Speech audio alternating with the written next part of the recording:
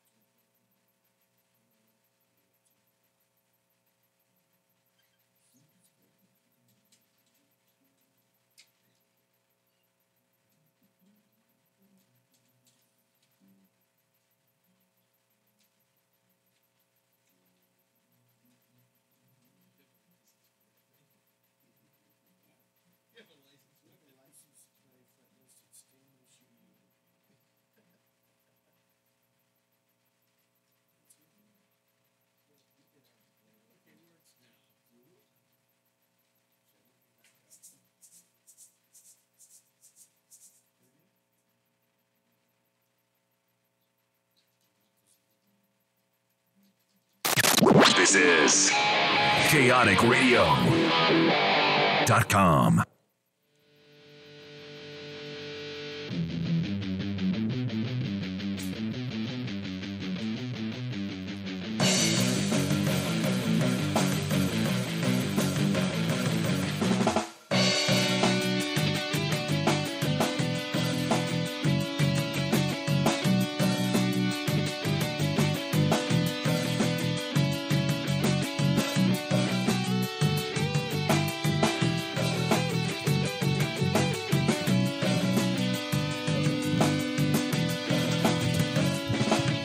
Hello, hello, and welcome to a beautiful disaster this wonderful Tuesday afternoon with Dutchie, the legendary punk DJ, myself, Kat Monroe, and we have special guests in studio today. Easter, yay! Welcome, guys, welcome. Welcome. Well, they're not talking They're because not they got their talking. fucking guitars all set because up. they're ready to play. They got beer in their hands, and they're like, "Why are you fucking even talking to us?" I guess we're gonna play music straight away then. Are we I all don't know. together? You want to talk to us? You want to talk first or want to play some music? Because if you do, you're gonna have to either get on your fucking knees or pull your mics back up. We'll talk. No, let's play then. Yeah, let's do Play, and then we play us a couple of songs. get We right don't. We after never the- do it this way. But No. We didn't get to rehearse, so this is it. you don't need to rehearse. You're on tour, fucker. Yeah, Make excuses before you This start. is our rehearsal for the tour. What do you want to do, Bill? Let's do it like so. Okay, Get that one out of the way. here we go. You start it out, or me?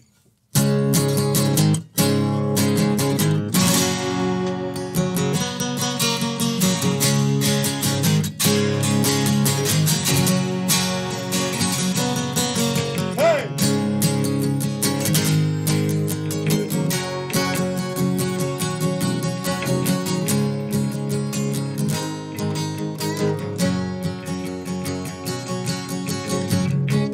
Look in my past, it's a frightening sight. Friends and family are so far apart. Familiar voice in my corridor. A hungry child cries for more. Hey! That's life in Lawndale. Lights in Lawndale. 30 miles to the liquor store. It's a dangerous walk to that liquor store. The TV's no use, all but it tried it. The radio stops for a bit of quiet. Hey! That's life in Lawndale. Lights in Lawndale.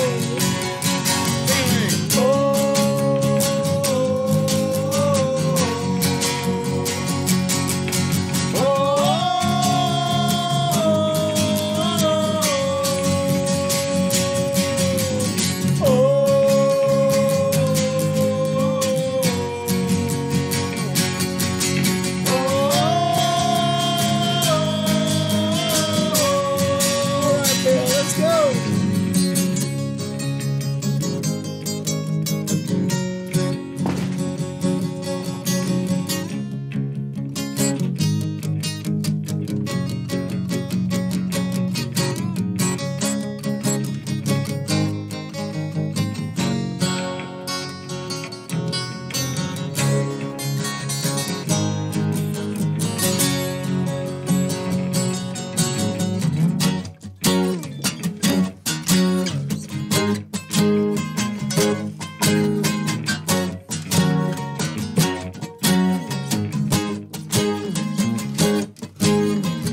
Some people like to hide.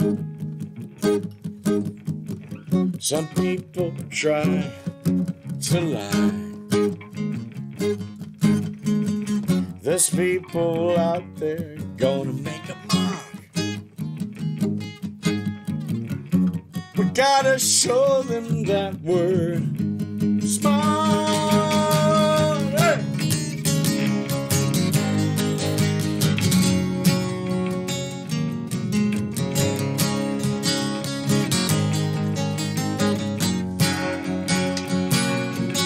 Lights out, lights out, lights out in Lawndale. Lights out, lights out, lights out in Lawndale. Lights out, lights out, lights out in Lawndale. Lights out, lights out, lights out in Lawndale. Hey!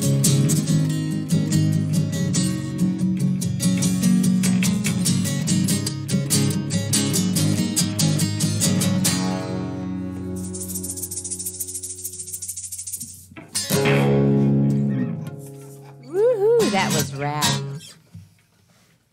CakeRadio.com. Beautiful disaster with Easter in the studio. Easter live in studio. That was awesome, guys. As usual. So what's going on? You're going to have to move your mics up, seriously, or drop down. Right. Drop down right on your knees. Right. You didn't know Hey, that? it's internet, you know. You can Everyone do whatever on the your fuck knees. you want.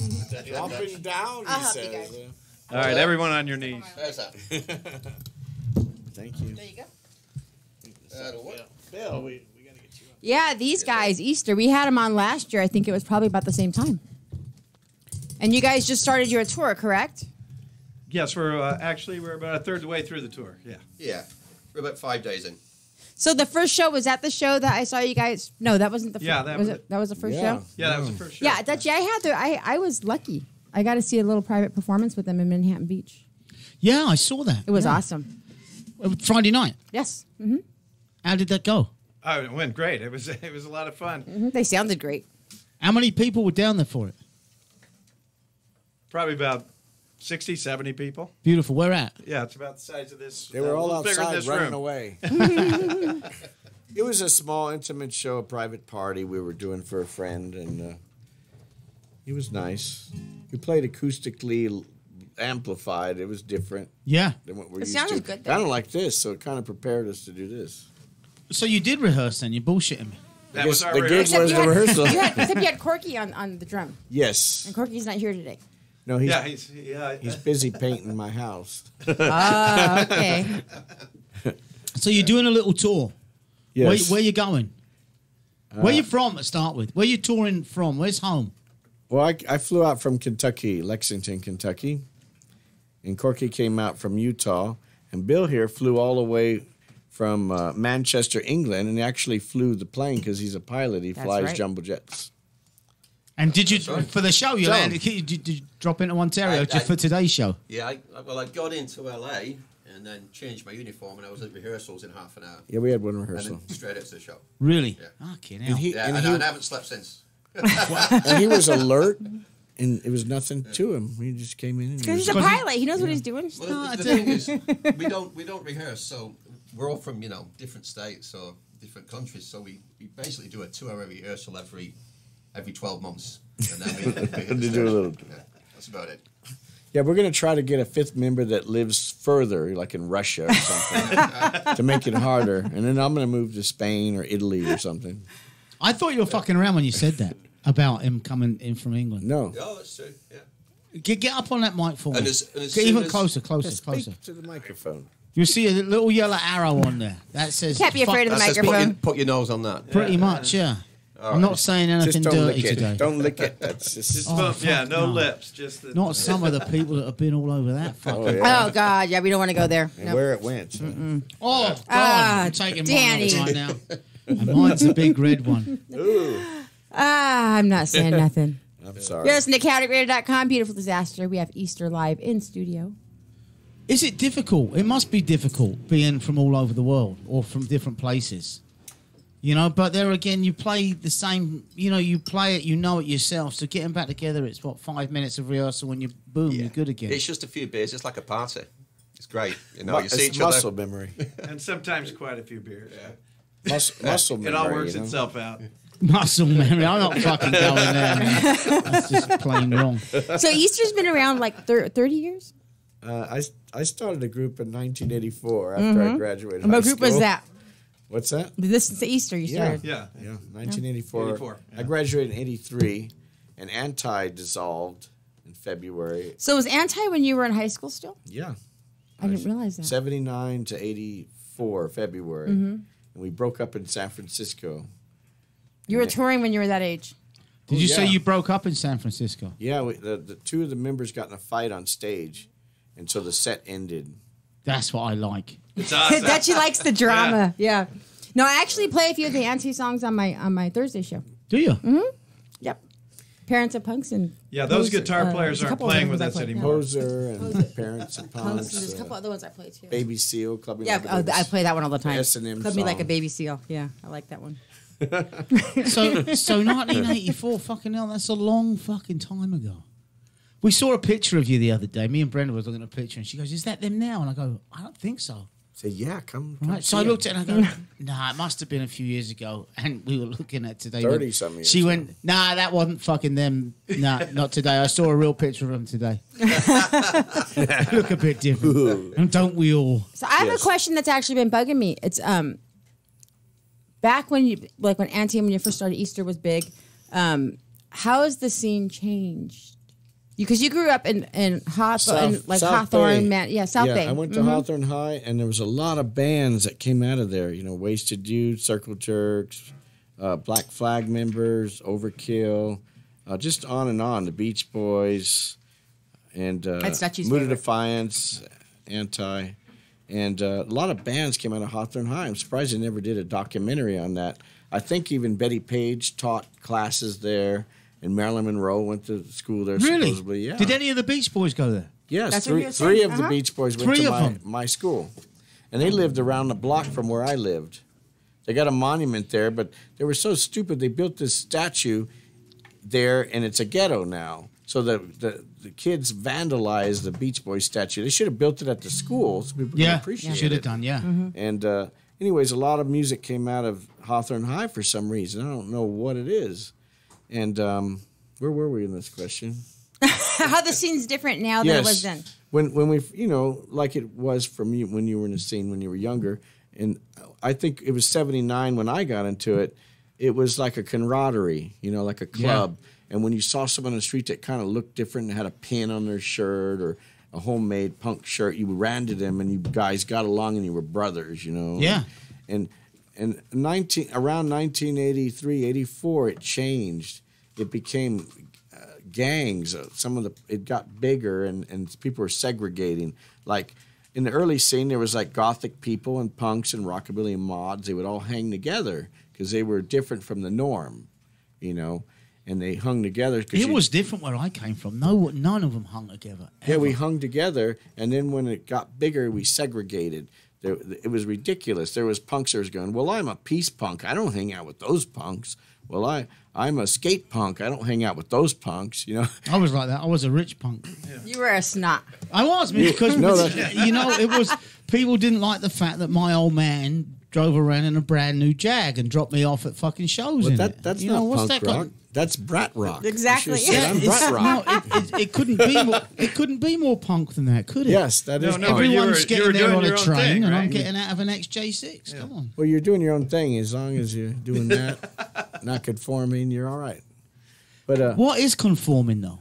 There's the fucking big thing I want to know. What's conforming? I guess there's different degrees, right? But anyways, back to that 1984. A lot of guys from like Bad Religion I hang out with, and they say the same thing. 1984, when things changed, the punk bands, the punk audiences then were destroying all the clubs, so we didn't have anywhere to play after a while, and it was terrible. And then they started jumping ship and turning heavy metal, and then all of a sudden the scene turned metal.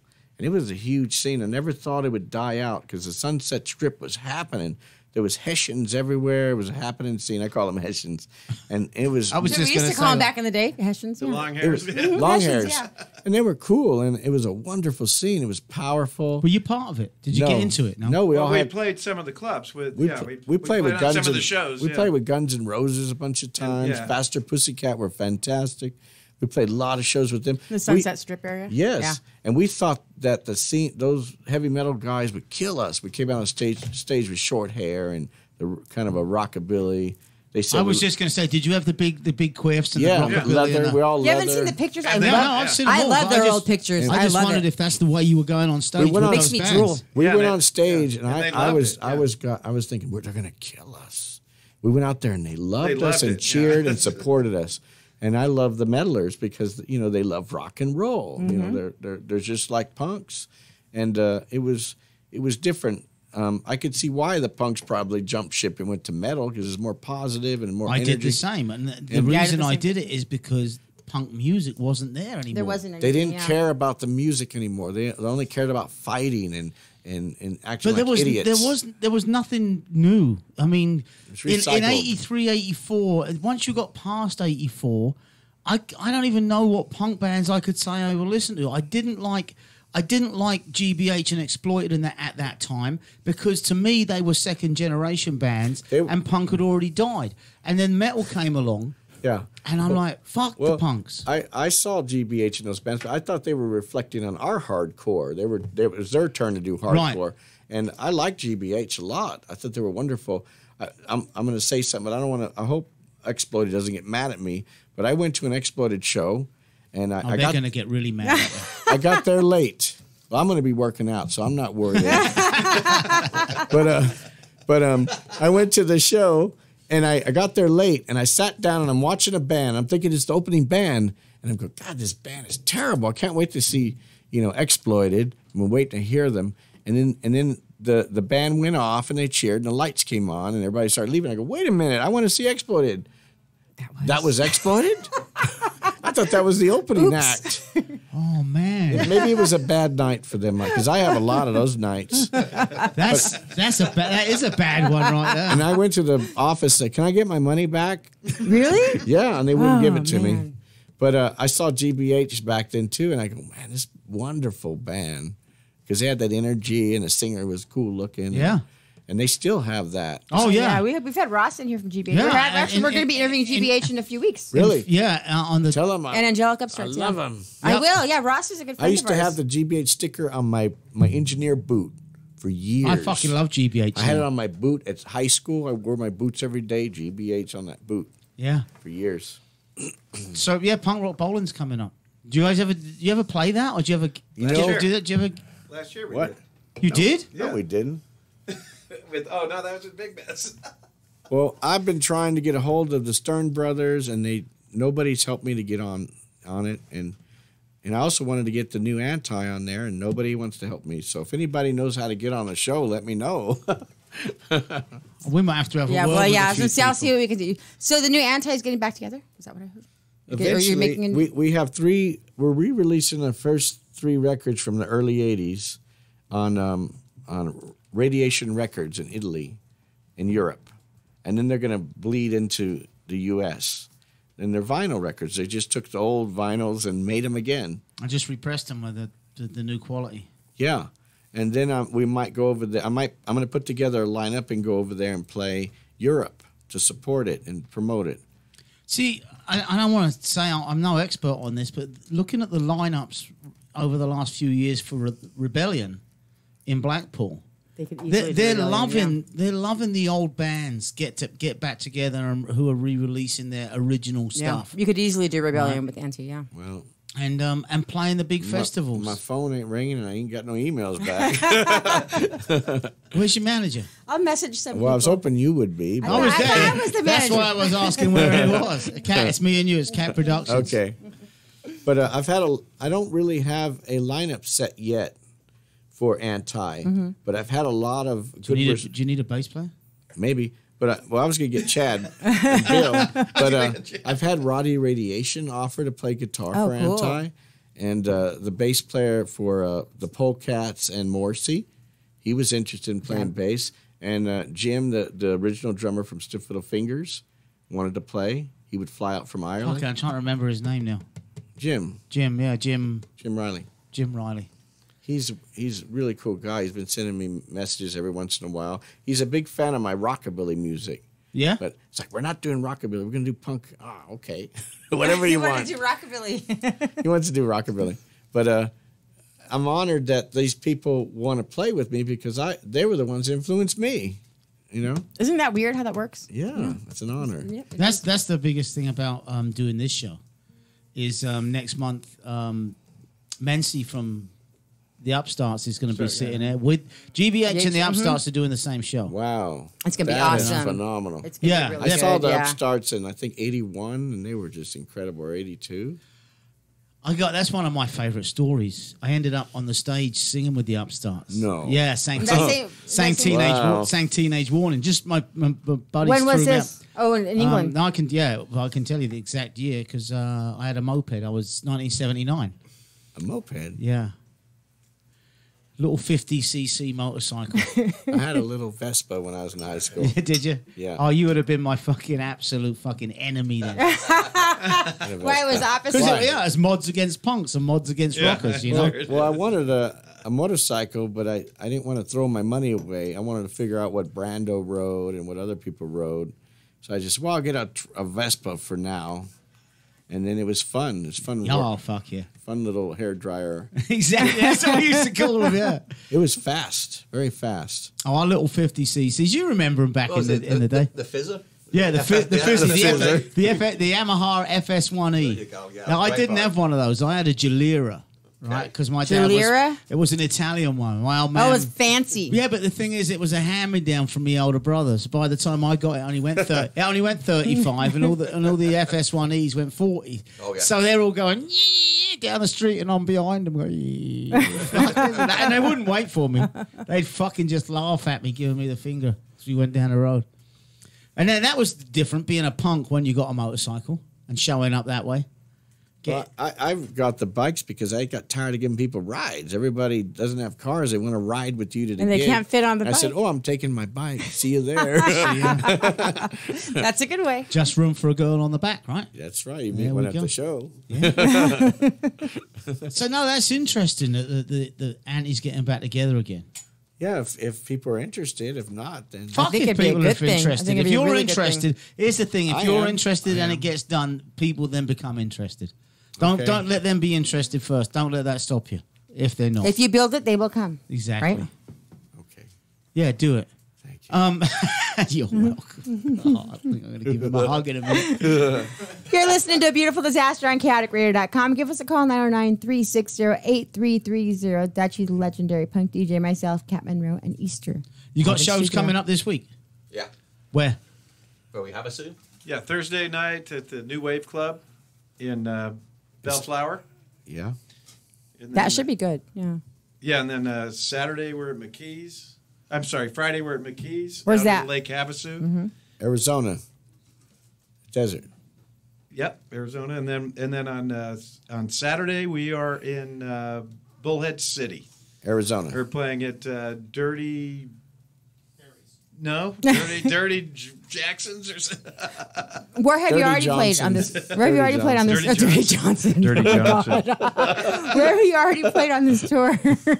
Did you say we were all on our knees singing into these mics? No, but Arizona people, come to the show. This is a rare opportunity to see us get back together after all these years. Arizona and May Nevada. never happen again or for a while. Right. Arizona and Nevada. And it's a great show, I have to say. You guys Nevada. are fun to watch. So. Do you play every year? We're trying to. Yeah. We're trying our best. We played the Yeah, last we've time been we was here. pretty we played much every year. Yeah. Last time you was here was A year ago. About a year ago. About a year ago, yeah. 14 months ago. That was the last time. Fucking hell, time flies, doesn't It it? does. Certainly does. None of us have died in between that, so there's Knock on wood. Oh, there you go. It's not Dirty Harry's. It's Lazy Harry's. Ah, lazy Harry. Lazy and hairy. That's the way I like to be. And if you want to see That's the the whole way I wanna schedule, be. just go on to Facebook and look up Easter. Let me play some, Get it on Facebook some or music from one of your albums. Sorry, now, I didn't mean to interrupt you, Sweet. but I don't care. or EasterBand.com. Yo, you know what? That is a thing when you search your band, isn't it? Because Easter being It's such a hard to fucking... find Oh, Easter. yeah. You know, Easter brings up fucking rabbits and fucking eggs. Jesus. Parades and especially fucking rabbits. Jesus, yeah. Eggs. Oh, he's got one with him. If you sign it, That becomes an Easter egg, right? That's it. Ah, that's Yeah, pretty that's right. funny. It's probably heard it every year. That's the for best fucking Easter 30 egg years. ever. Sign it, don't lay it. Exactly, yeah. CakeRadio.com. Beautiful disaster. From the album Easter, Steady Rockers. Oh, that's a good song. CakeRadio.com. Meow. I wrote that about me and my friend. Rockers.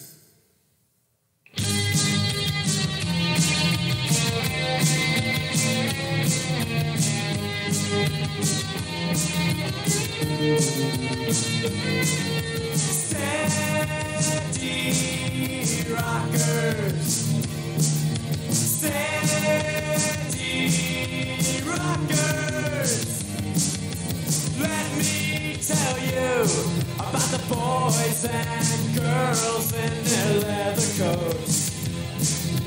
Leather coats, voices down all, cigarette butts on the floor. I gotta make that phone call down at the liquor store. Hollywood Boulevard, 1:45. Your shirt collars up, slightly short, staying up all half the night. Could there be a little bit more steady rockers? Steady rockers.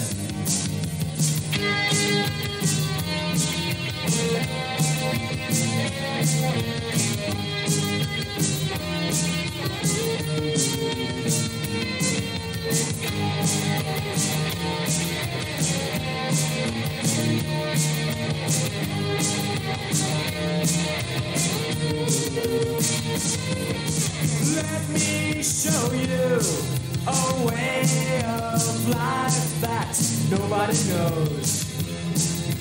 Nobody knows. Let me tell you about the boys and girls in their leather coats. Leather coats, voices down all, cigarette butts on the floor. I gotta make that phone call down at the liquor store. Hollywood Boulevard, 1:45. Your shirt collars up, slightly short, staying up all half the night. Could there be a little more steady rockers?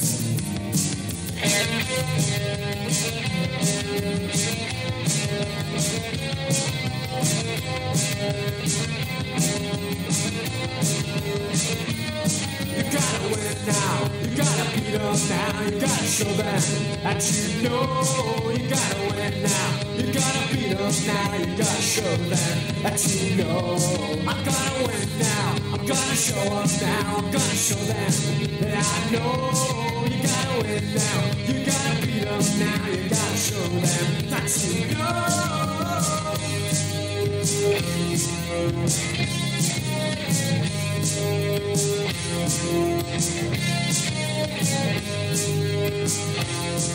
Steady, steady,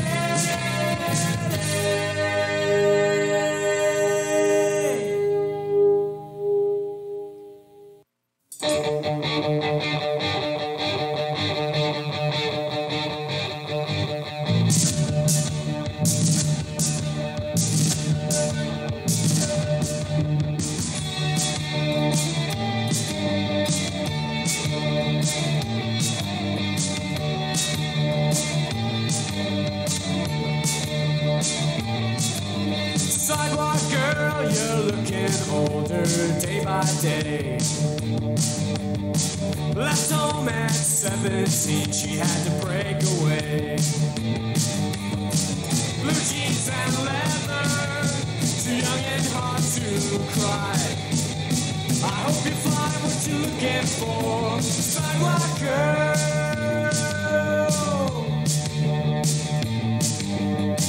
She dreams of a fancy life filled with pretty things. She learns life isn't easy when you're on your own. Lipstick and makeup, she always right. Eyes that sparkle and let sunshine. You're my sidewalk girl.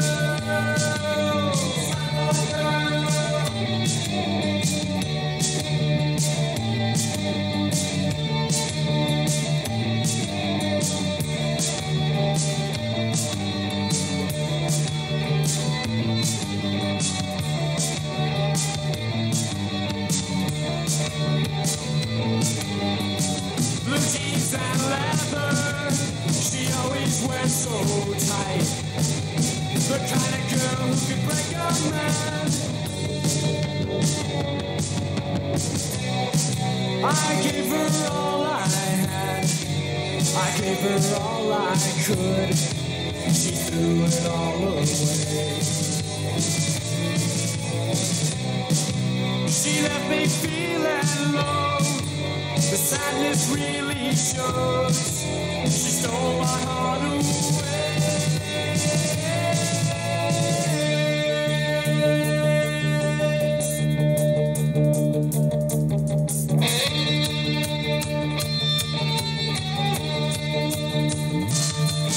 Sidewalk girl. She's my sidewalk girl. Sidewalk girl. She's my sidewalk girl.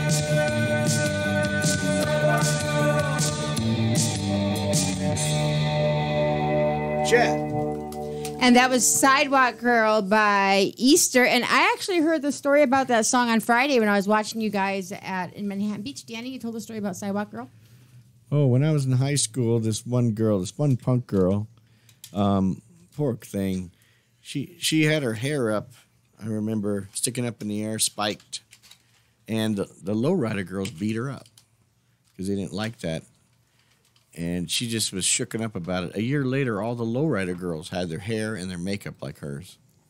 It was funny. That's how it works. Yep. It's funny. It's life, isn't it? Unfortunately, it doesn't have to be fucking color. It's anything different that people don't like. Whether you're a different fucking race, whether you dress different, punks fighting fucking skins fighting fucking mods.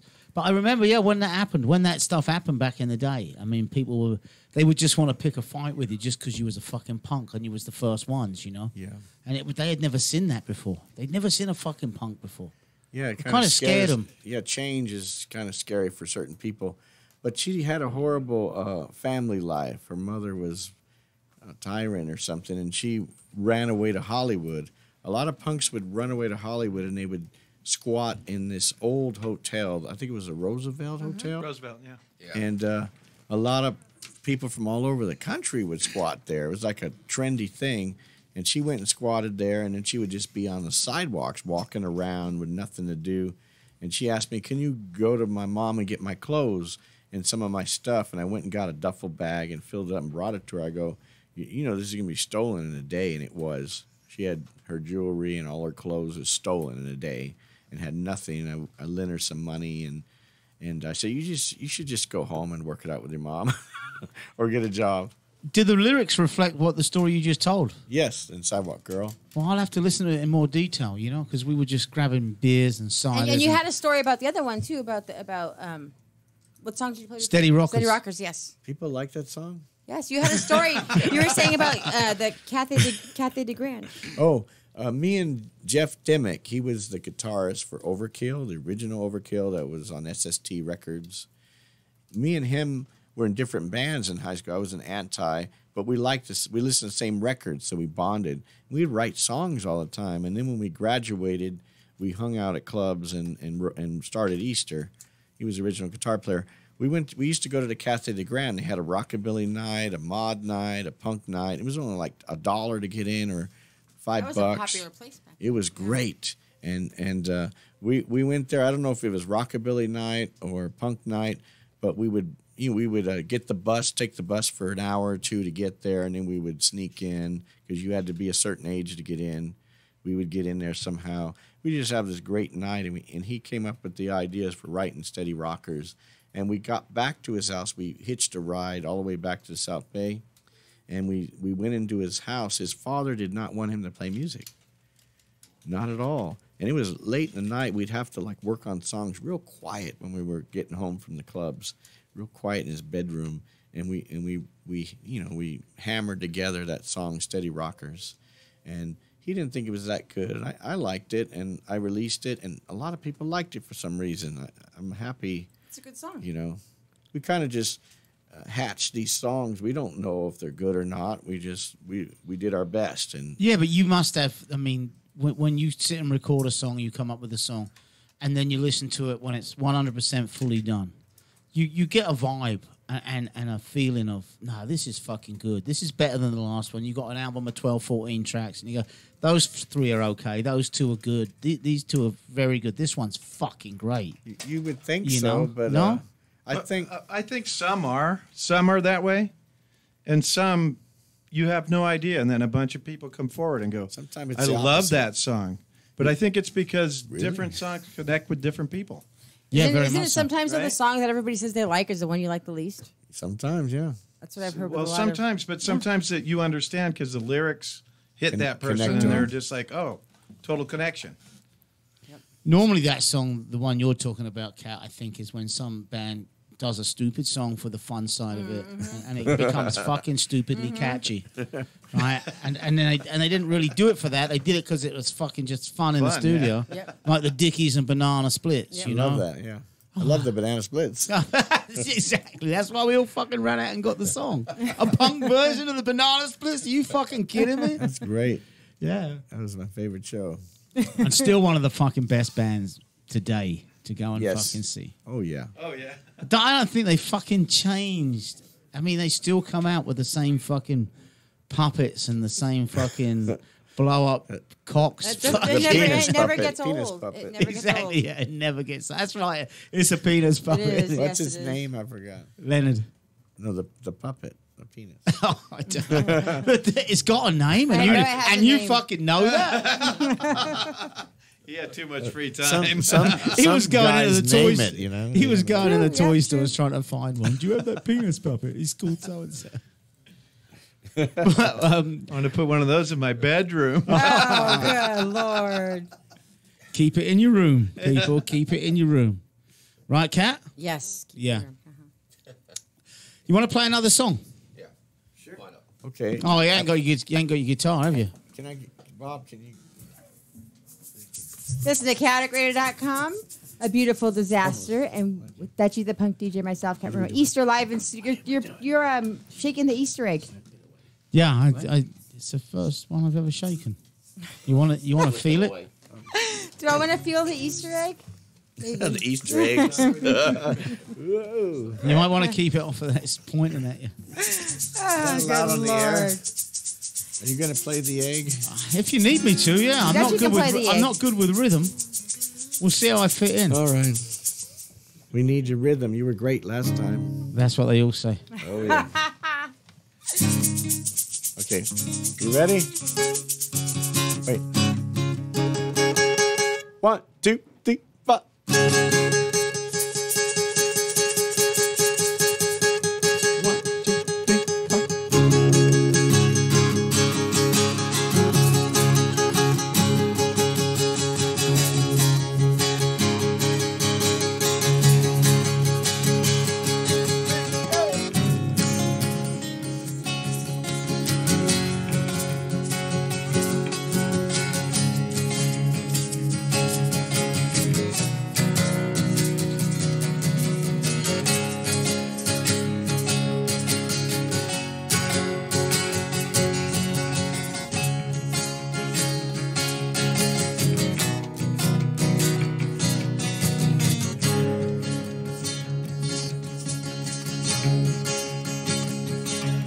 Can you see me now?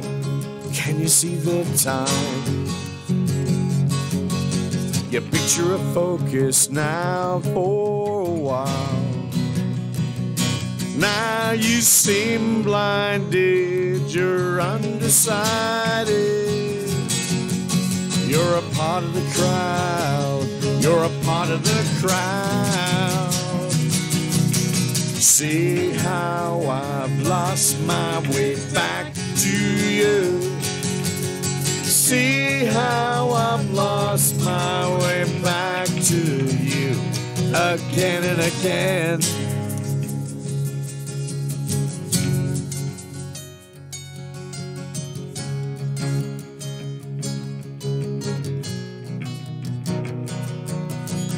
Now it's time to understand. The picture's clear, for you it shows. Now you seem blinded, you're undecided. You're talking loud, you're talking loud. See how I lost my way back to you. See how I've lost my way back to you. I'm slipping away. I'm slipping away.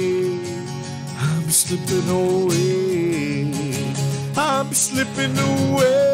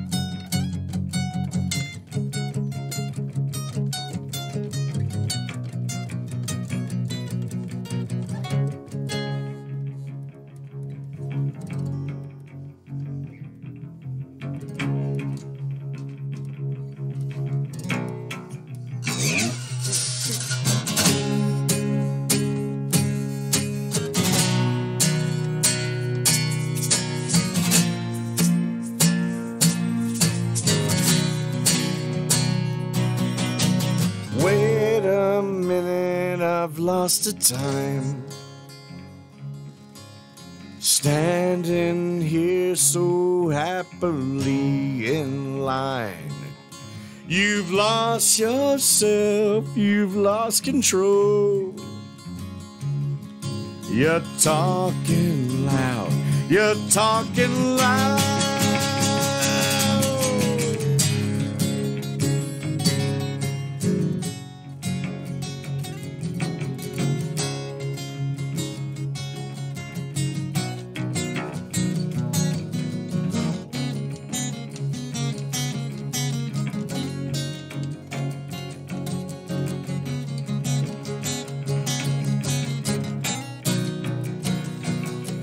You're slipping away, Slipping away, you're slipping away, slipping away, you're slipping away, slipping away. you're slipping away, you're slipping away, Slipping away, you're slipping away, slipping away. you're slipping away, you're slipping away. Oh, da da da da da da da da da da da da da da da da.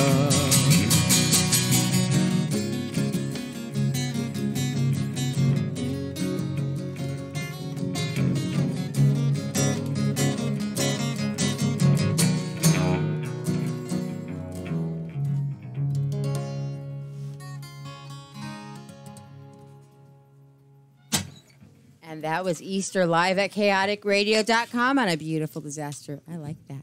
That's fucking great. I've not heard the original electric version. Do we have it? Yeah. All right, so maybe we'll listen to that because I'd like to get the. I love acoustic music. Fucking love it. And you like to hear the difference too. Oh yeah. Yeah. Why are you laughing at me? Big difference. Stick it on. Yeah. Good song. Stick it on. Stick it on. Should we do another song while we have them all Yeah, ready? fuck it. While we're all up and about and we do this, right? Let's It's on that same album you have there. My drink almost came out of my mouth on that one.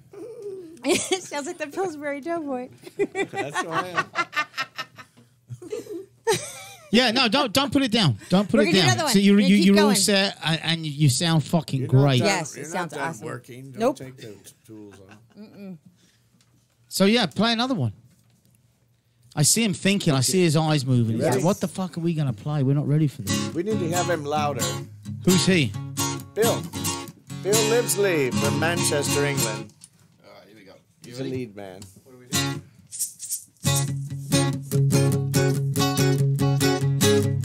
Sidewalk Girl.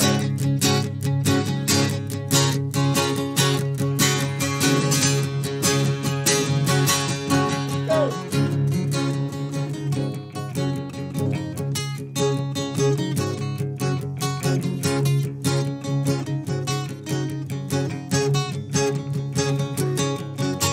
Sidewalk girl, you're looking older day by day. Left home at 17, she had to break away. Blue jeans and leather, she always wears so tight. Eyes that sparkle and her lips that shine. You're a sidewalk girl. Sidewalk girl. She dreams of a fancy life filled with pretty things. She learns life isn't easy when you're on your own. Lipstick and makeup, she always looks so right. Eyes that sparkle and her lips that shine. You're a sidewalk girl. Sidewalk girl.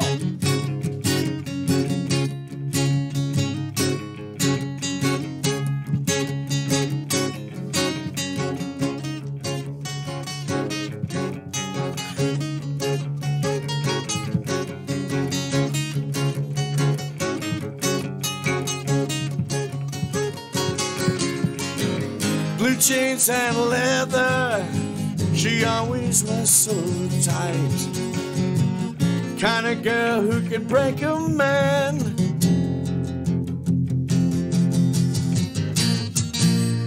Gave her all I had, I gave her all I could. She threw it all away. She left me feeling low. The sadness really shows. She stole my heart away.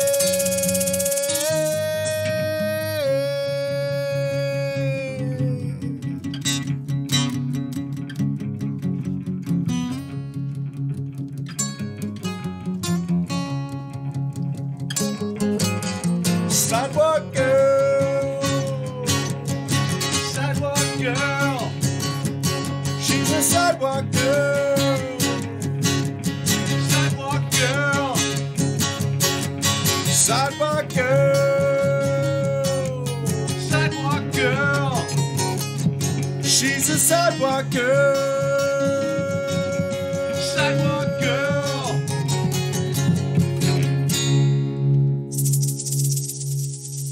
Woohoo! I like that song.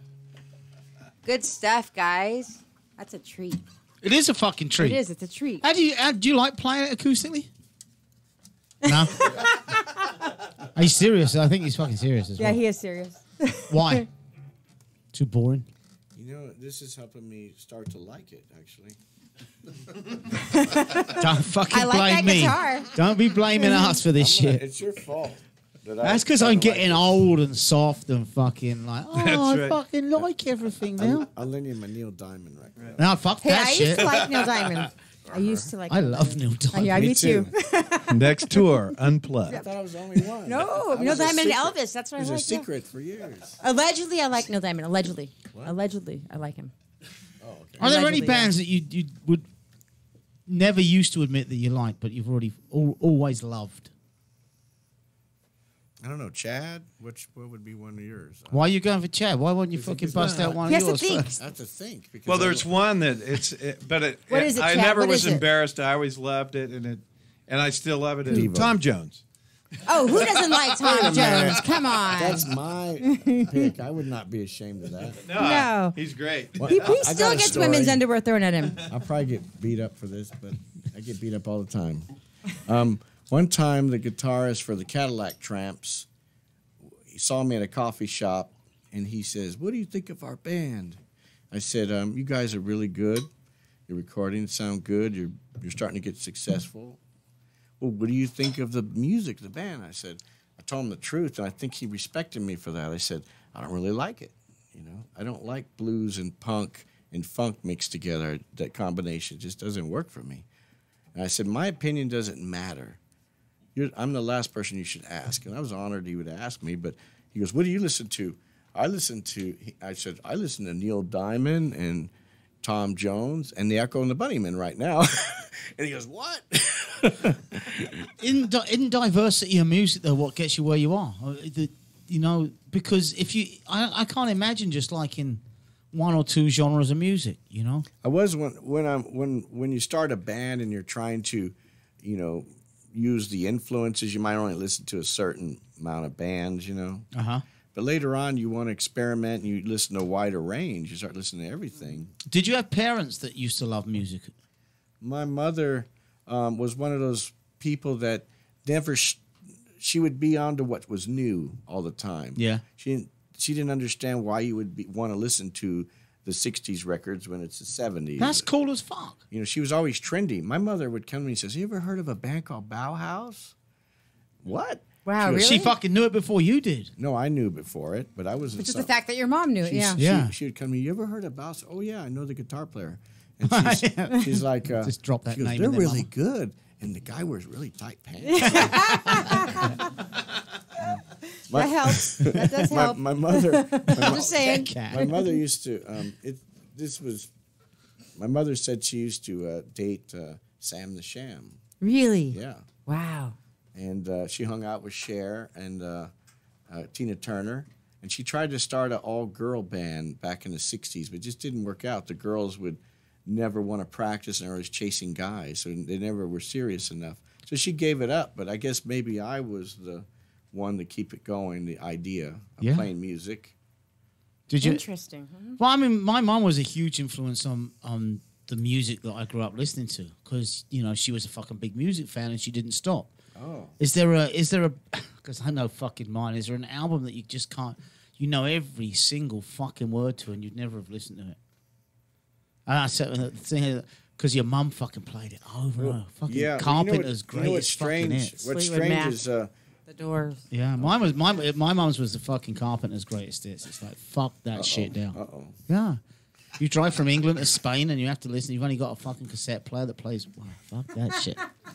Well, my mother was trendy. She was always into what was new, so she let me have all the old records, Oh, that's the best. and I took them all and I Yeah. absorbed them, the '60s records, and then in later years when I played rockabilly, I liked certain songs like Johnny Kidd and the Pirates, Shaking All Over, and all these different songs. I go, why do I connect to these songs? I know I like them, but it seems deeper, like it's in my soul.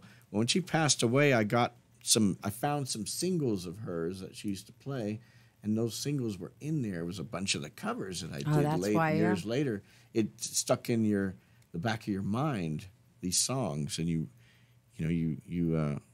connect to them instantly because it was from your youth, And what about you, Chad? Any albums that stick in your head? Mine was Al Green and the Mamas and the Papas. The Mamas, and yours? Al Green. Well, when I was young, it'd be Shawadi Waddy, I guess. That's Dutchie's favorite. Great Yes. My favorite. I'm surprised that hasn't Seriously. come. He was in the fan club. Kidding me? No, I kid you not. And I used to go and every time they played, every tour they did, I'd go to Guildford, I'd go to fucking London, I'd go to Bournemouth, and then they started playing Lakeside Country Club when they got more into the trendy, expensive dinner and show thing. Yeah. And I would go there, but I still got in the fucking room next door, I think their first 8 fucking 7-inch singles. Well, the funny thing is, I'm surprised. Usually, when there's an English guy in the studio, we can't go 5 minutes without Shwadi Wadi popping up. It's been, what, an hour? And this is the first time it popped up. I'm surprised. You've got to bring up Shawadi Wadi. Yes, that's Dutchie's favorite. They're touring right now as well in the UK. Someone told me there's only one of the original 8 left, though. I think the drummer Mal's still playing. Oh, is he Malcolm? Fucking He hell, has, so- he owns a big pub out in Derbyshire, and it's a biker pub. So it's in the middle of the fields, and all the bikers in summer, there's probably 1,000 bikers come down there. They camp out for the weekend, and he has a stage set up, and everybody just gets, That's kind of it's cool. great. Yeah, That'd be fun. He's cool. That's what you He's got to cool. go to, Mal's cool. Dutchie. You got to go to the Shwadi Yeah. Wadi. No Let's choice. do it. We got to go. Let's all meet there. Yes, that'd be awesome. We're going to go to commercial. Are we going to commercial in a few minutes or now? Yeah, we got a minute and a half left. So you know okay. what? Why don't I play an anti song? You got me. You got before I pressed my button. Yeah. All right, you press yours. I don't have Club Me Like a Baby Seal. I think it's on my other computer. I do love that song. And you said that was a song about S&M. I had no idea. I just like the song. So I guess we could. no I guess, wonder we'll, I like I it. guess Yeah. we'll talk for a minute. Yeah. then. So but I have Parents of Punks lined up. Yes. So we'll go ahead and play that song. All right. This is Anti-Parents of Punks. This is one of your first bands, Danny Dean. Chaoticradio.com. Wait, why am I muted? I don't hear it, Dutchie. What's going on? I don't know. Oh, yeah. Keep talking. Well, I'll tell you a little bit about Parents of Punks. They're back in the early 80s. There you go. it is. We got it. Chaoticradio.com. We'll be back after the break. Parents of punks, you think you know what your kids do at the show. Parents of punks share on TV. Cause you lie about me. Parents of punks. Parents of punks. Parents of punks. Parents of punks. Two on the town, on LA. I don't believe a word you say. Parents of punks, do you really care about the color of your daughter's hair? Parents of punks. Parents of punks. Parents of punks. Parents of punks.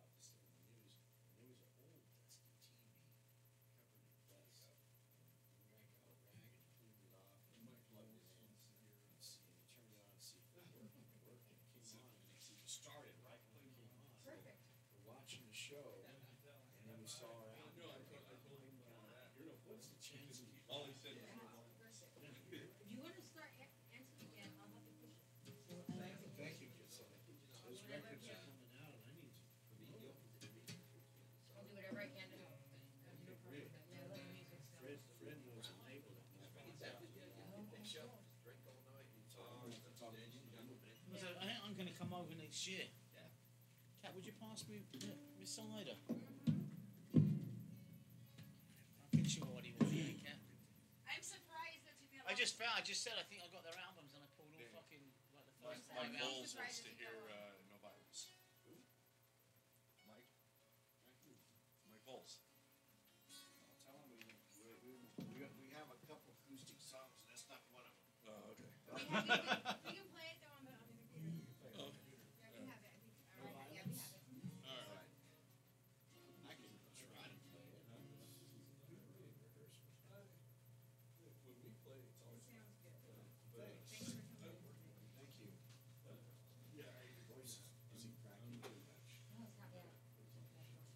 Is it possible to get a little bit more volume? In Yeah, here, I that's can. back off. I was guessing what I was playing. Through light on that thing.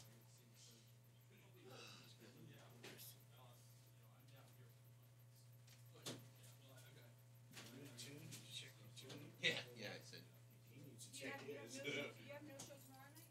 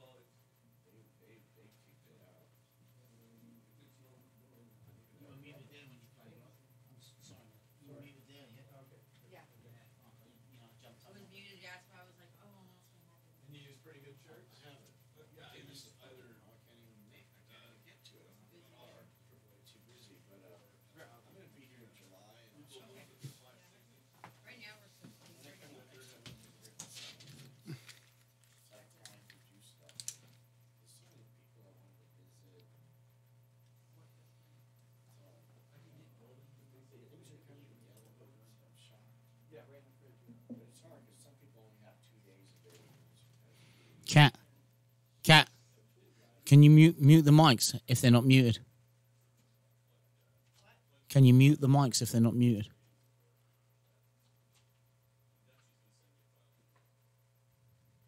If they are, it's just because the one down on the floor is not. That's all right, no biggie. Oh, that's cool.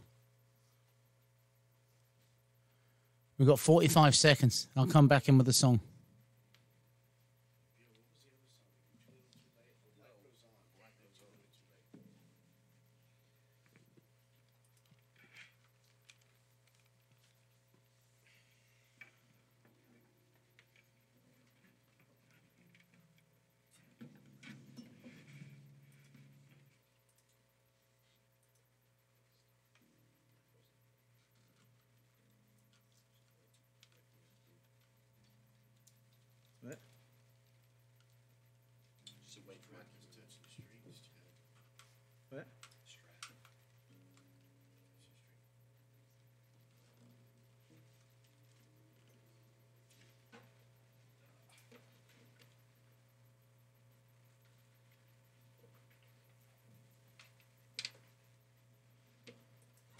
You're listening to chaoticradio.com.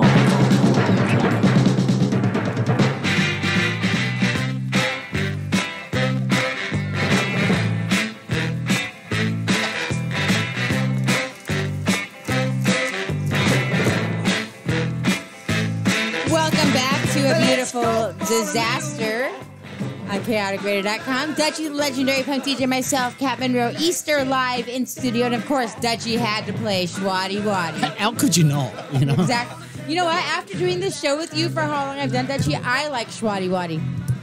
See, Shawty Waddy, all they were was a cover band. Yes. Simple, but they became. And it was like doo-wop, right? Yeah, Yeah. it was 50s doo-wop, Yeah, right? I loved hearing doo-wop. Yeah, And- over here we had Sha Na Na, which was the same thing. And I was in love when I was like 5. I was in love with Bowser. Bowser was like I loved Bowser. Yeah. Well, where did the name Shawty Waddy come from? Boom. What is it? Boom Schwaddy Waddy. Shwaddy Waddy, Yeah. boom up, Shwaddy Waddy. Yeah. So yeah, there you go. There we go. That's where I spent my year as an 11, 12, 13-year-old. And then the Pistols changed all that.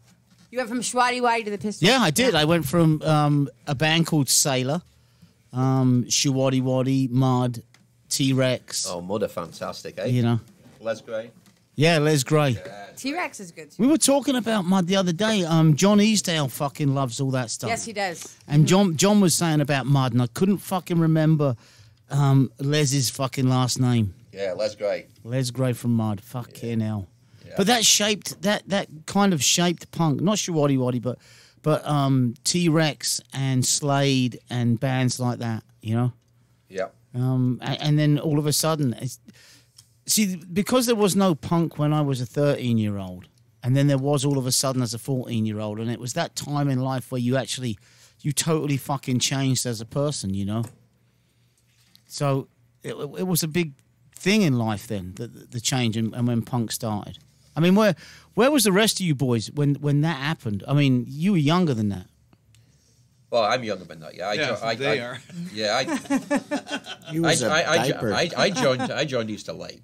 I joined in like '89, something like that. Last couple of years of Easter. So I'm the youngster. Well, we're talking about the punk, how it changed. Mm-hmm. Yeah. Well, when I was a kid, I was listening to the Beatles and 60s music, the Kinks and the Zombies and the I like Turtles. the Zombies.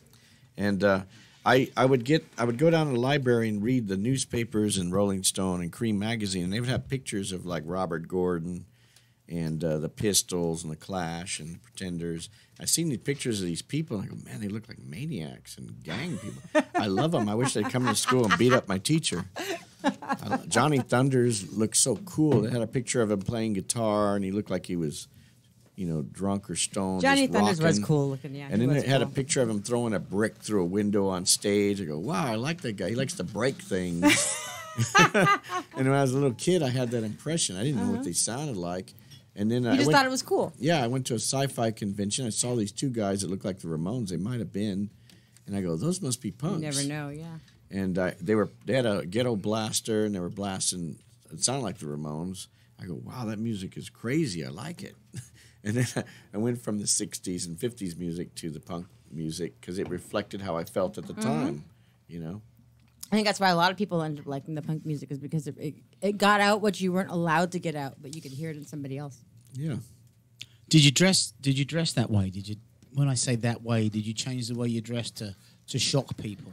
Well, we couldn't buy shirts yet. We make them, you know, we get some Same, spray we paint. gotta make our own shit. That's the best way. Yeah, we made our own clothes. There was no black clothes available. We had to buy dye and dye everything. We'd mess up the tub and all that.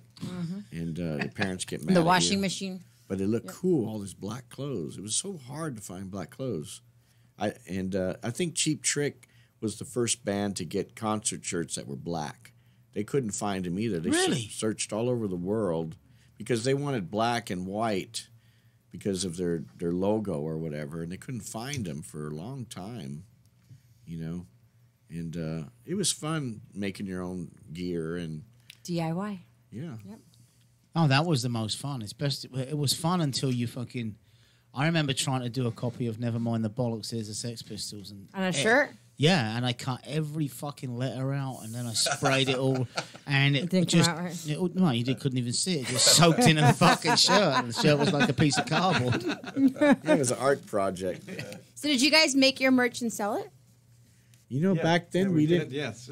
Well, we didn't have the mentality of doing that. We felt like, well, other people will make their own merch if they like us.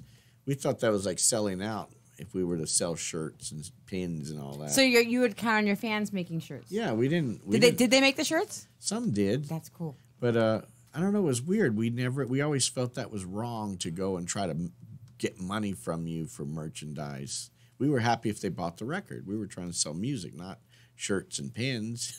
And what's more satisfying as a band then and now is record sales, or back then especially, record sales or people being at a show? That's a good question, Dutchie. I would rather have people at the show, but back then when a small band like Anti put out a record, it seemed like every punk in the world bought it. That and must be a supported great it. fucking feeling. And then years later, I was talking to the girl from Snapper. Do you remember Snapper? And she was asking me, how many records did you sell? And I told her, she goes, that many? And I go, that's a lot? She goes, we don't sell that. She's told me that they don't sell that many How many records was and it? She tours around the world. Well, I'm embarrassed to say. No, say it. Don't be embarrassed. The first Anti record might have went through 3 pressings. And maybe each pressing was 2,000 or 3,000. That's a lot of fucking And you sold them records all. back then. Yeah. That's a lot. That is a lot. That's nothing to be embarrassed about at all. And I was embarrassed. Then the second record sold maybe 2 pressings, maybe 4,000 or 6,000. That's a lot of records. And then the third back then. record maybe only sold 3,000. And she was shocked. I go, she tours all over the world. And she goes, we don't sell that many. I go, you don't? You tour all over the world. Everybody knows you. She goes, there's so many bands in competition now, it's hard to sell, records. Do you still have copies of those originals? For a while, I didn't. And I had to go out to record swap meets and get them. I got a feeling last year when you were here, you said there's some missing. Some I don't have, but I had went to the record swap meets religiously every weekend, and I was looking for them, and the collectors all caught on to that, and they started collecting them, and it was hard for me to get my own records for a while. Do you use record players at home? Yeah, Yeah. I have some cheaper ones.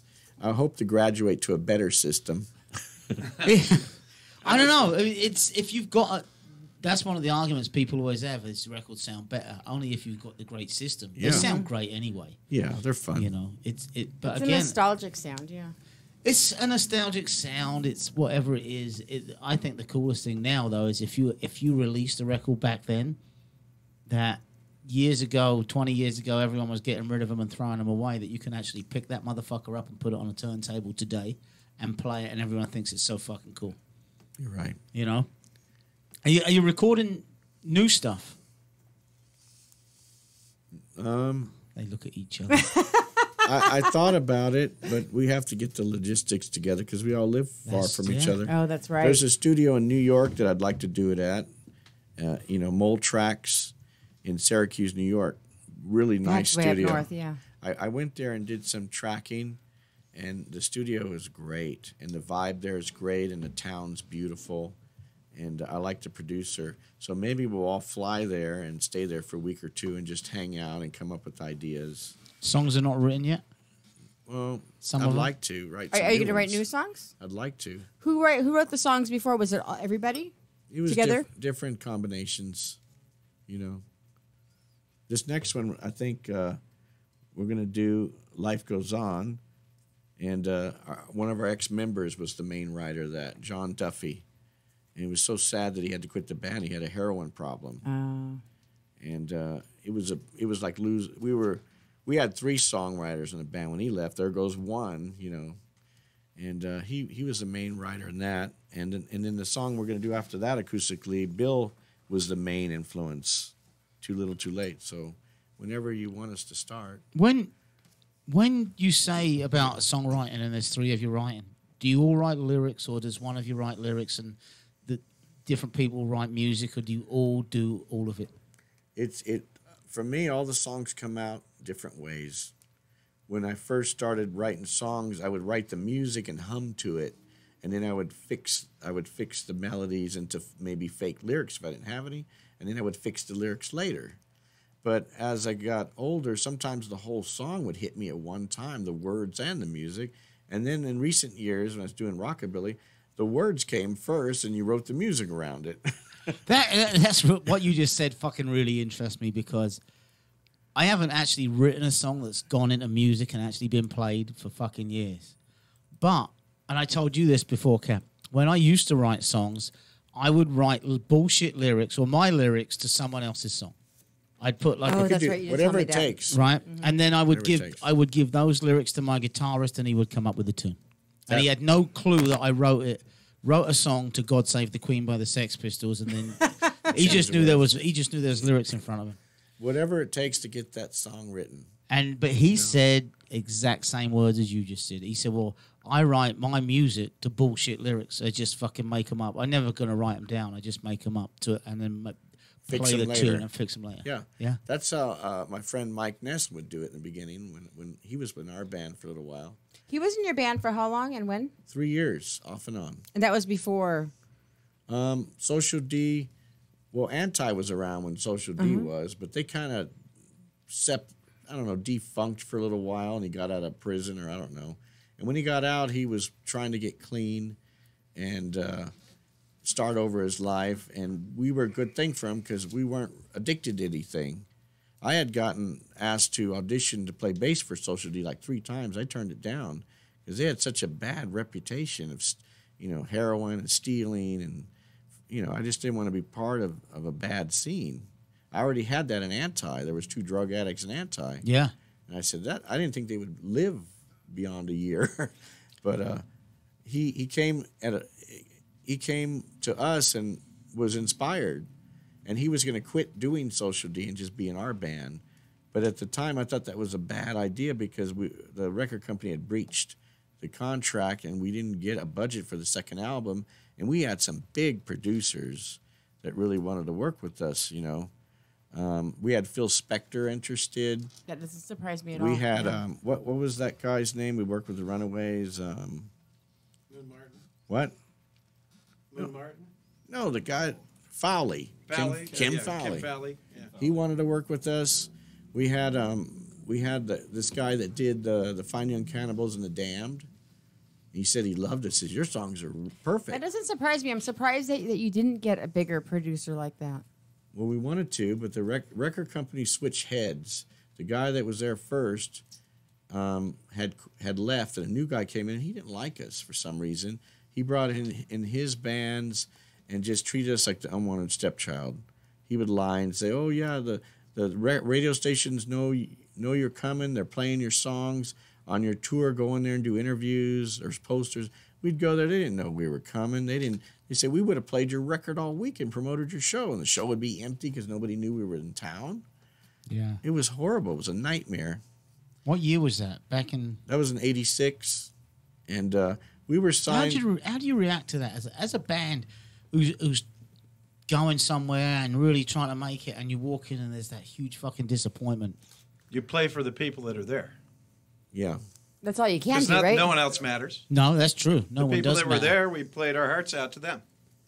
That's Yeah. it. Yeah. We always cared about the fans. But what is That's it? important, though, too. That is It's important. hugely important, and I think we've all played to empty fucking rooms, right? But what does it and do? still do. That never stops, does it? Once in a while. But when you're at that stage of your career, what does it do to you as a band when you walk away and you get back to your hotel room or in the back of your van and you go, what the fuck? We just fucking traveled X amount of miles to a radio station, and they didn't do they didn't even know we were coming. That's what beer and drugs are for, I think. Is that where that comes And in? pizza. Well, and then the people do carry you through. The people that liked it, Yeah. that brings it back to you. And you go, all right, the people that were there dug it. So that was great. It's always a plus. Even as if long it's as the it's like one or sound two man people, or yeah. the whoever booked the show. We just Yeah. like, wow, okay. They loved it. We did what we wanted to do. We had so much good luck and bad luck at the same time. We got on a tour with Concrete Blonde. It was wonderful. We loved them. And we were friends with their band. We went on the road, and their band bonded with us. But we were more sociable. We'd go in the audience and meet everybody and make friends. And they liked that. You know, they wanted to hang out with us, but she wouldn't let them. She wanted them to go to bed and be rested for the next day. And we would have 200 people in the parking lot of the hotel partying, and we would... That sounds fun. It was crazy, and she got mad and threw us off the tour.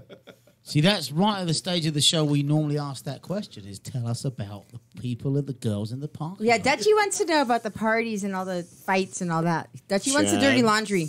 Okay, Chad, your turn. Dirty laundry. Throw it out. It's time Bill. for the what was the best. They're fucking- quiet. Look at- they're backing the best away. fight in His a fucking wife's stories, listening you to know this. that? Chad's wife is actually very sweet. I met her Friday. I like her. She's very beautiful. sweet. Yes, she's I gorgeous. thought she was some high He thought school she was a college teenager. girl, hanging out there. But we found out that 37 is the limit for a hotel room closet. Chad is a closet case. He'd be in there with a bunch of girls in the closet. One Chad and 36 girls. 37 people in the closet. It definitely was no Motel 6, that's for sure. But we Did you get to live that little lifestyle, that rock and roll style? yeah. Yeah? How was it? It was wonderful, and then they'd throw us off the tour all the time.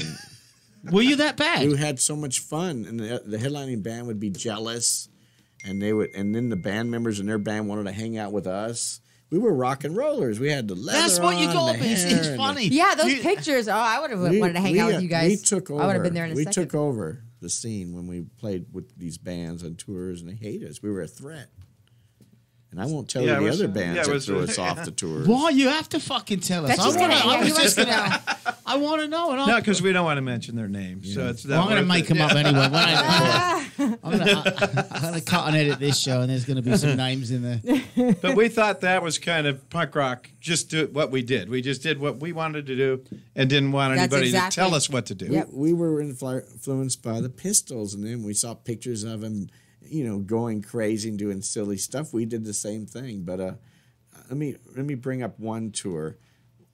We had this manager who managed Precious Metal. Do you remember that band? The No. all-girl metal It band? was a long time ago. Yeah. Okay, our label really promoted them heavy, and not us. And we had the same manager. They went on this tour, this run, and came back, and they were negative 30,000, I heard. We went on the same run, came back, we were negative, $300? I think we came out ahead, I think. And the, But like the 300 That's bucks. pretty good. The, But manag- like $300. the manager goes, "How did you survive?" "Oh, we slept on floors and cars, and we were Oh, we You were- did it the punk rock we way. were fun. We were fun. We had Yeah. 10 guys in a hotel in one bed, and one guy slept in a tub, and Chad liked the closet.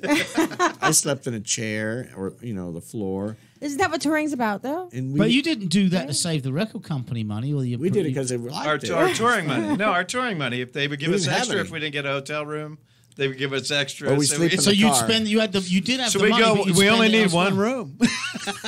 No, we didn't get a lot, and we didn't expect a lot. One time we were so broke, all we had was a jar of peanut butter, and we were in the room and we were starving. And I grabbed the hotel key and I washed it real good to make a spoon. We didn't have a spoon, so I scooped. I had everybody, Wow. I had everybody line up, and I scooped a scoop and I put it in their palm. Okay, here's your dinner.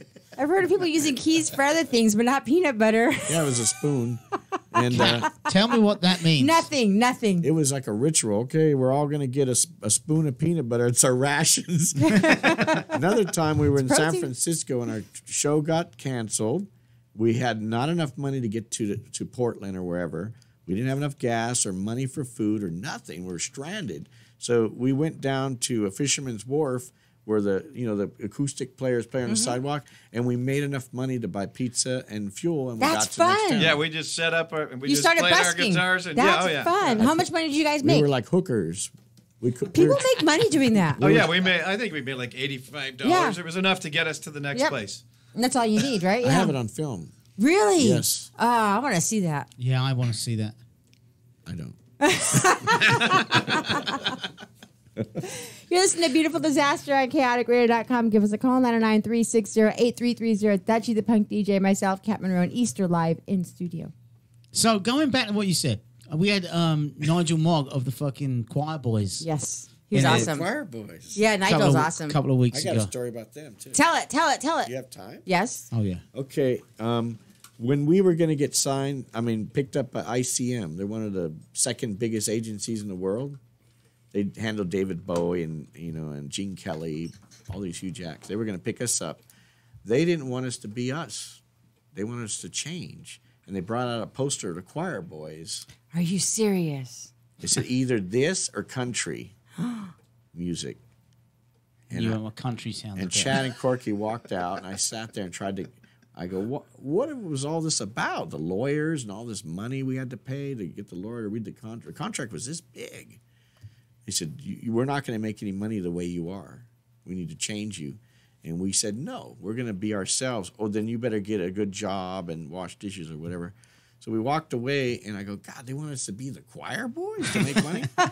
And then a couple years later, we're in the studio. Well, I got there early. I rode my motorcycle there by myself and got there early. And I walk in there, and I see this band recording there. I think it was the Choir Boys. And they were wearing our clothes, and they had short hair, suits and, creepers and a quiff. And who's this band? They go, the Choir Boy. I go, Jesus Christ, they look great. Oh, you should have done And the it. singer came out, and he's looking at my bike, and we bonded and stuff. And I go, you know what? I turned down a deal with the biggest agency because they wanted me to be like you, and then you're like me. That's funny. Isn't that strange? That's really It's funny. really weird. But he was saying, like you were saying, fuck, we were on tour and we were having a fucking blast and we were fucking doing our They shit. shot us down. That's what he said happened with them. They went on their first tour. Oh, what happened? And they got their first fucking album was just so fucking successful, and the rock star stuff went right Yeah, up they got upstairs. too rock star. And Really? yeah, they I got don't know too much about it. they Yeah. got Rockstar, and They the company almost went, you made know it. what? Almost made it. And then they went on their first US tour because they were huge in the UK. They went on their first US tour with the Black Crowes. And the Black Crowes were supposed to be supporting them, but unfortunately the Black Crowes, their first album, went fucking up. crazy and they kind of got shot down. So that's too yeah, bad. but he was saying, they did exactly what you were saying. We were fucking rock stars, and getting fucked up, getting drunk and having fun, and the record company shut them down. That's interesting. Yeah. So the follow up to that is: do you regret enjoying and doing that at that time? Like, he's like, "What the fuck are you talking about?" Not at all. Both all their faces are like, wait, no. Or do you? We never regret anything we did. Or do. If we went back in time, we'd probably just do it the same. The same thing, yeah. Why not? No, I Yeah. Cat. And you know what? You know me, Yes. right? I couldn't agree more. Yeah. Do you have regrets? No, you don't have regrets, but you wonder what would you obviously wonder what would have happened. My old man tried to turn over his business to me when I was fucking 20 years old. And if I'd have taken it, I'd have been a multi-millionaire by now. But would you be happy? Exactly. I'd be dead. Right. Right? Probably. But do I regret it? No. Do I wonder what would have changed in life? I definitely wouldn't have been in the USA. And I came here by myself and just went, fuck it. And everyone said, you're stupid. You're a frontiersman. And I end up sitting in this chair now, living a totally different life than I imagined I would live. It's a good life, Dutch. Yeah. So, no, I can't complain. And I don't have regrets because I've had fun doing what I'm doing. Yes. We're in the same boat. Yeah, it sounds like you are. And you're still doing it. Oh, yeah. Where's the fun tonight? Here. Here, right here, yeah. This is our day off on the tour, so I love it. We're doing something on our day off. I say that. Thank you for fucking coming and doing Yes, this. thank with you us. so know, much. Thanks for having us. It means a lot to have quality bands with quality conversation and quality music. Really? Yeah. This is quality. I didn't say it was good quality. I just said quality. It is No, quality. I like the Come honesty. on. I'm just You kidding, know, but I thank love you. it. Dun, dun. I love spending time with Easter. Are you setting up to play another song? We can be. Yeah. You need your guitar? I got one. It might not Whip be it out. Whip it out, Danny. There's the chaoticradio.com. Beautiful Disaster. We have Easter live in studio. Mr. Chad Carey is going to do the vocals in this next tune called Life Goes On. Ooh, this is a good song.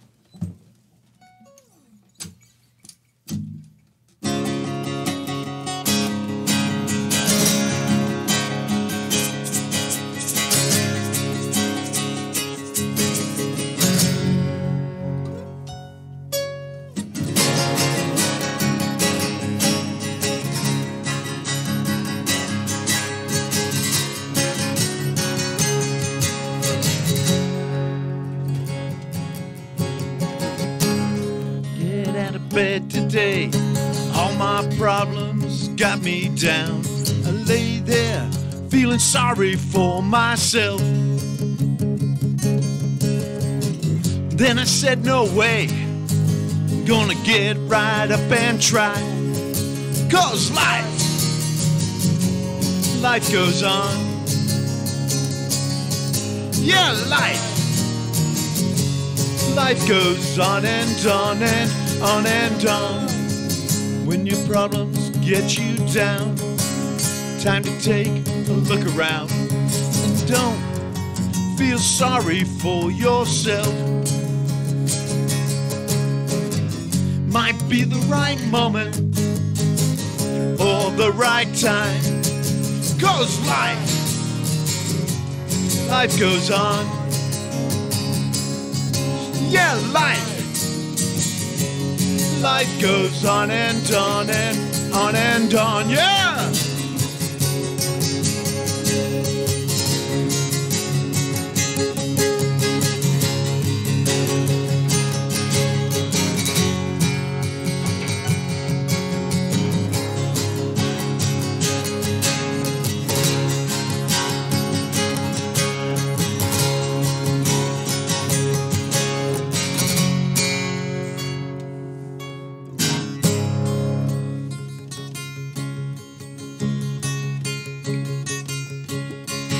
So I got up and I got right to it. All my problems seem very small. Life goes on. I'm gonna win at it when I'm done. I feel proud. You won't catch me crying. No way. Feeling sorry. 'Cause life goes on. Yeah, life goes on and on and on and on. Yeah, life goes on. Yeah, life goes on and on and on and on. Yeah.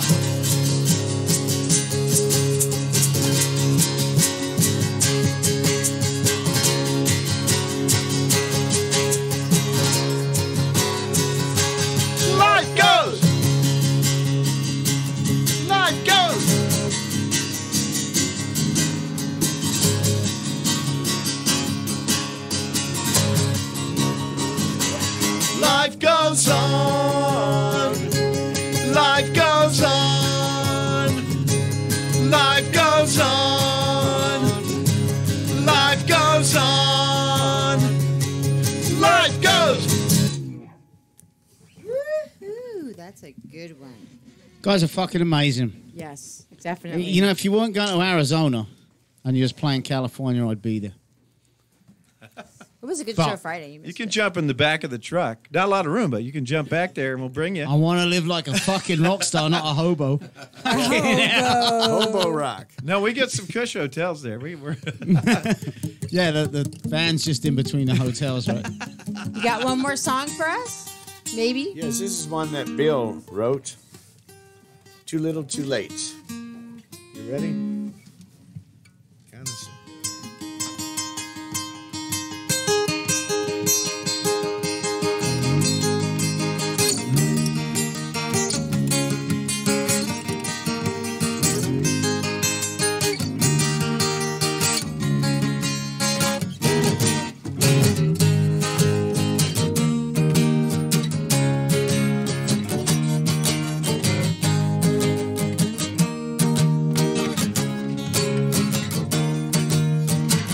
There you go again.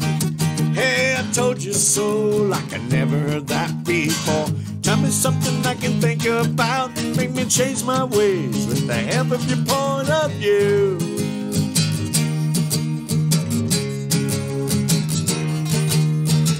So I see you got your foot in your mouth again. I'm surprised you can walk and talk at all.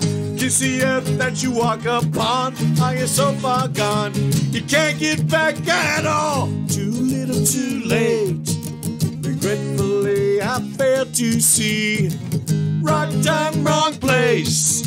In the golden years, with a bitter tears to show.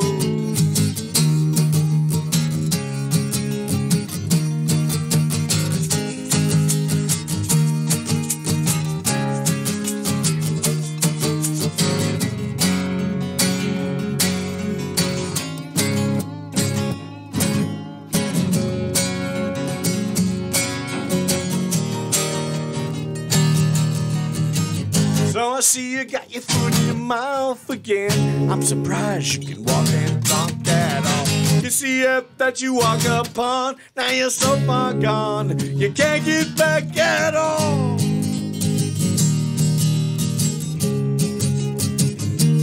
Can't get back at all.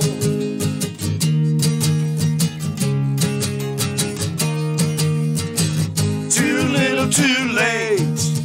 Regretfully, I failed to see. Right time, wrong place. In the golden years, with a bitter tears still show. With a bitter tears still show.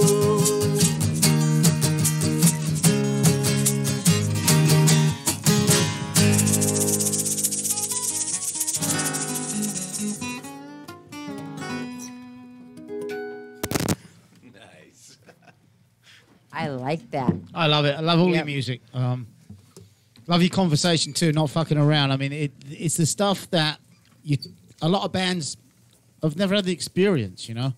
They're just local bands. They're playing local bars. Yeah, this is actually the rock star stuff that they think about, right? I'm not sure. His fucking wallet looked pretty fucking big. Right? Like, really, at first I'm like, what the fuck is he giving me? No, but you guys did the rock star stuff. What do you mean did? Did. You're still doing. What are you saying, Kat? Still What the doing fuck? the rock star We're stuff. on tour. Yes, you're still by doing the the way. rock star stuff. Yes. They're all tipping me, I think. They're getting ready to rockers, fucking not drop it in that glass rock right there. Rockers. Yes, Rockers. rockers. Yes, rockers. Rockabilly. Now, when you were younger, Yeah. and you wanted to do music, is this what you dreamt of it being? Yes, and more. And more? No, And more. for me, it was a journey for my life because I came from the other side of the tracks where I was the poorest kid in the school. And being a musician was my escape and to see the world and to make some money and change my reality. And it did.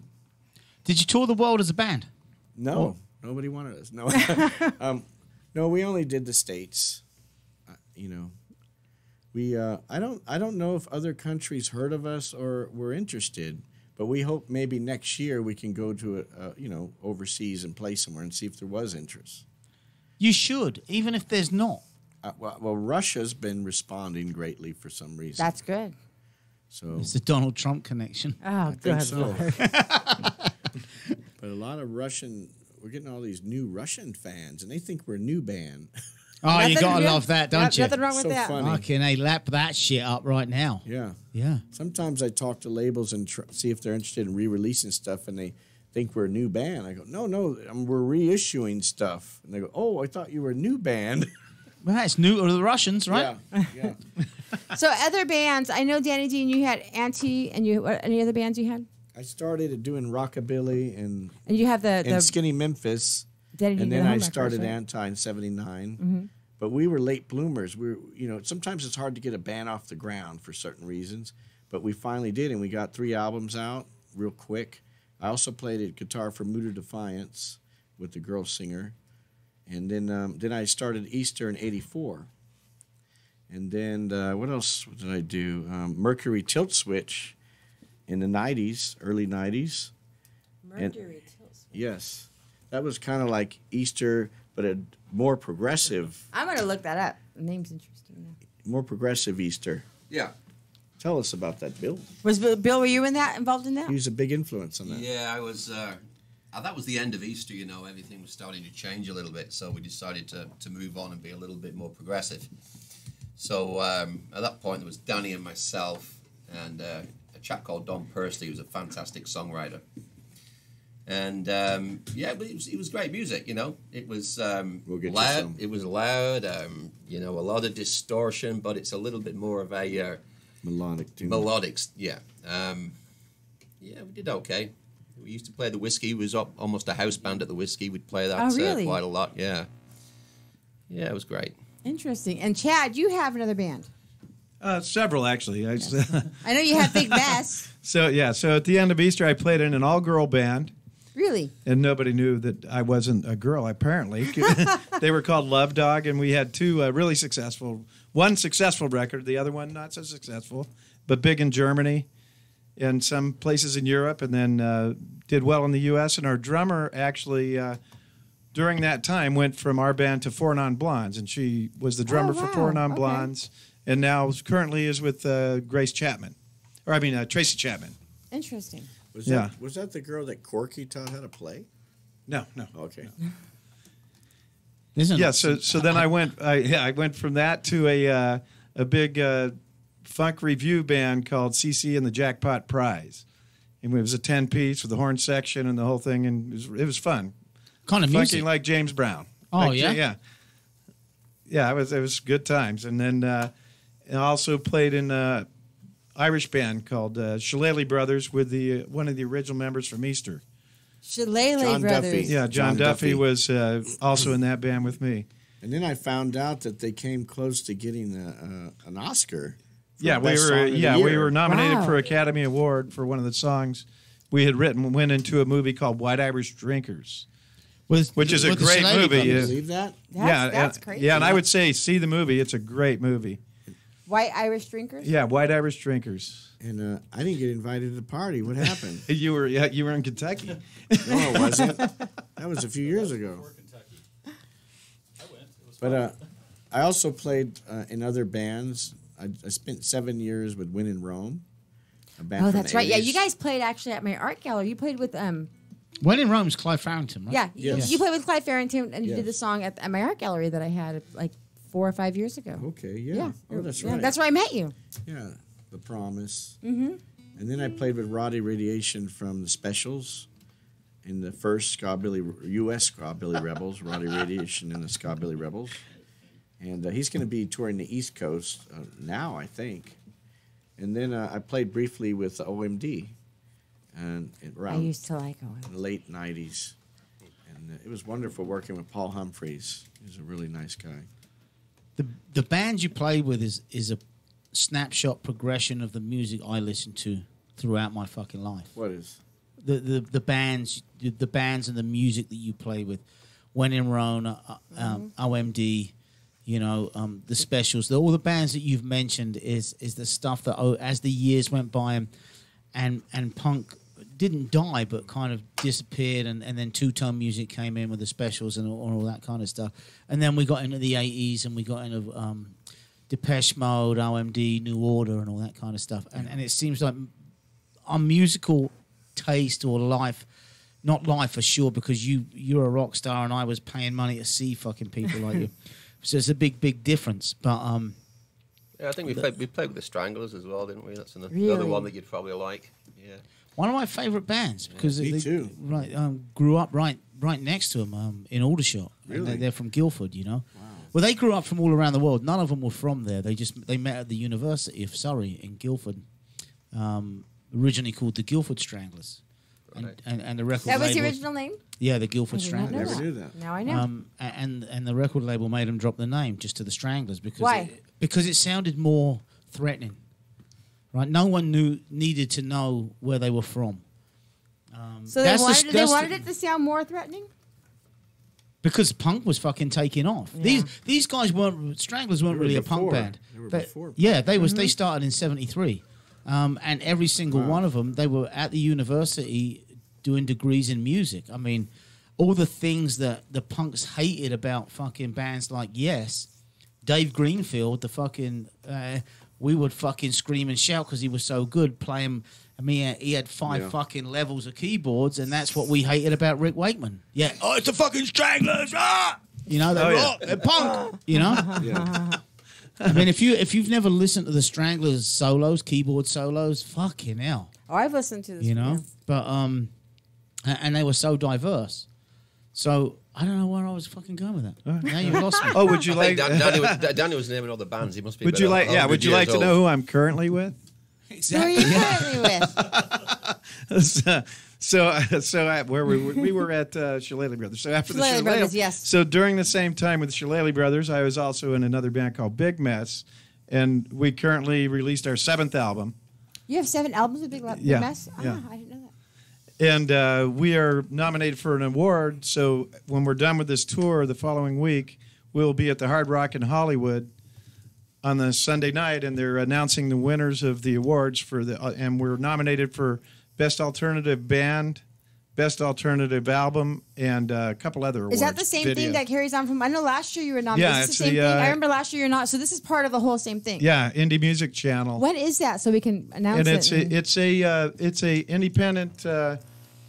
It's an independent. I guess kind of website and supporter of music, and they do all indie music. People that don't have record contracts with major companies, and they support just How did you all get- up and coming music. How did you get into that?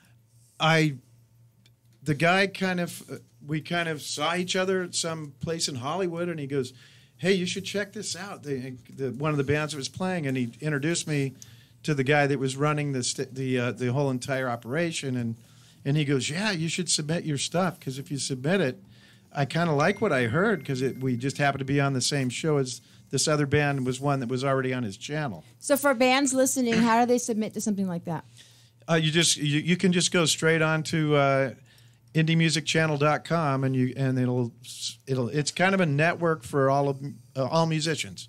And anybody can. You can go on there and you can make friends with other musicians, and everyone's trying to do the same thing, and it's every style of music. It's awesome. That's good to know, because I work with a lot of DIY It's from bands that are blues to unsigned. country to alternative, and there was a guy that came on stage last year and is amazing, and he played a wooden flute that from American Indians play, this wooden flute, and he just on the stage by himself. It was amazing. I just sat there and I went, wow. So it's any And kind of he's- genre, any kind of music. Oh, that's great. Yeah. That's good to know. Is Thank there you a for that information? Is there a song off of that album you want us to play right now? We only got like 10 minutes, so Sure. The current single is I Won't Take It. I got that album. Okay, that's never. All right, we'll go with the Shillelagh Brothers song. We'll go with Too Drunk to Fight. How's that? Oh yeah. You Oh, know you were what? talking about Big Mess. Yes, talking about Big Mess. Oh yeah. Well, with that I'm fucking just a little bit behind you. I'm not that quick. That's okay. Chaoticradio.com. Beautiful disaster. We say this every week, don't we? But Yes. what the fuck? When's my computer? There we go. That ain't it anyway, so fuck it. What are you doing? I hear it. So no, it was a different song though. Oh. See, I always ask, and then we always introduce. Almost won the award. That's the one that you were just playing. What's the one that won the award? The one you were Yeah, just the one you were Pop. playing. Too Drunk to Fight. No, No, pop. Oh well, why didn't you Play- fucking tell Yeah, me to what's play wrong that in the with you? first place? You play pop. All right, fuck it, let's do that. Yeah, that's the one. Who's your mom?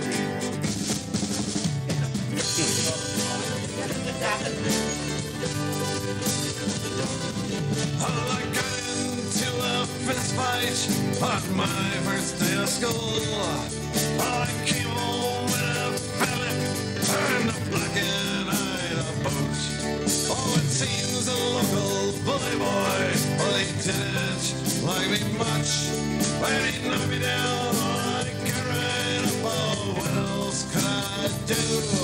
Well, I came home, told my old man, told me what I had to do. 'Cause tomorrow that same bully boy be waiting there for you. As good and as bad as where we live. I'm telling you, son, I'm telling you, son. I believe what you feel and what you heard. I'm telling you, son, I'm telling you, son. I met a girl at 16 and she broke my heart in two. Oh, I learned to drink at 17 and my first woman too. All the times they were changing and my old town I grew. Had to see the world and live my own life. So many things I had to do. Well, I quit my job at that cannery. I saved a buck or two. Oh, I knew I miss old mom and dad. Well, that's what I had to do. All as good and as bad as where we live. I'm telling you, son, I'm telling you, son. I believe you feel, not what you heard. I'm telling you, son, I'm telling you, son. I left home, we were standing at a Heineken hug, and we said goodbye. I take care, he said, you'll do all right. Oh, forget it, I told you, I'm telling you, son. Our pop was right, and I could have been all around the world. Sometimes I think about my hometown, people I love behind. Maybe someday I'll settle down and meet a loving girl. Until then, I'll go wandering. It's a life I choose. I carry in my heart the words he said. It seems like yesterday. My pop's been gone now a couple of years. So remember what he said. And it's good and it's bad, it's where we live in. I'm telling you, son, I'm telling you, son. I believe it you feel, not what you heard. I'm telling you, son, I'm telling you, son. And it's good and it's bad, it's where we live in. I'm telling you, son, I'm telling you, son. But I believe what you feel, not what you heard. I'm telling you, son, I'm telling you, son. I'm telling you, son.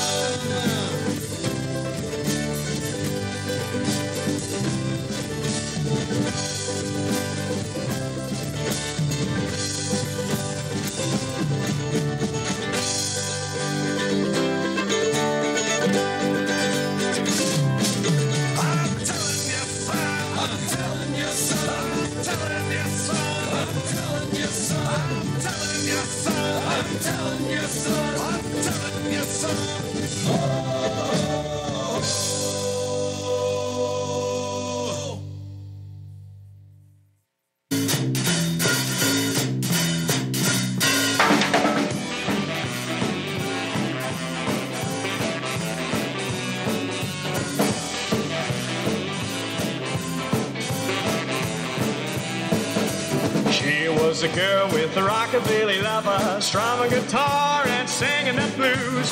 Wearing old dresses that she stole from her mother, Betty Page style and stiletto heels.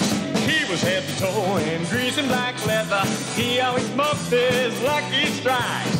She likes him 'cause they look good together, riding down the road on a motorbike.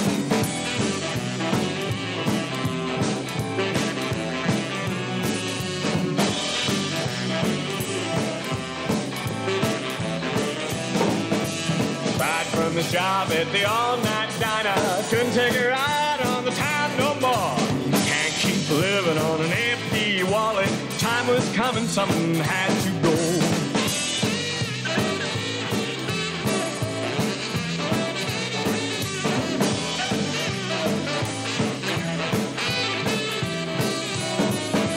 She was real fine and he sure gonna miss her.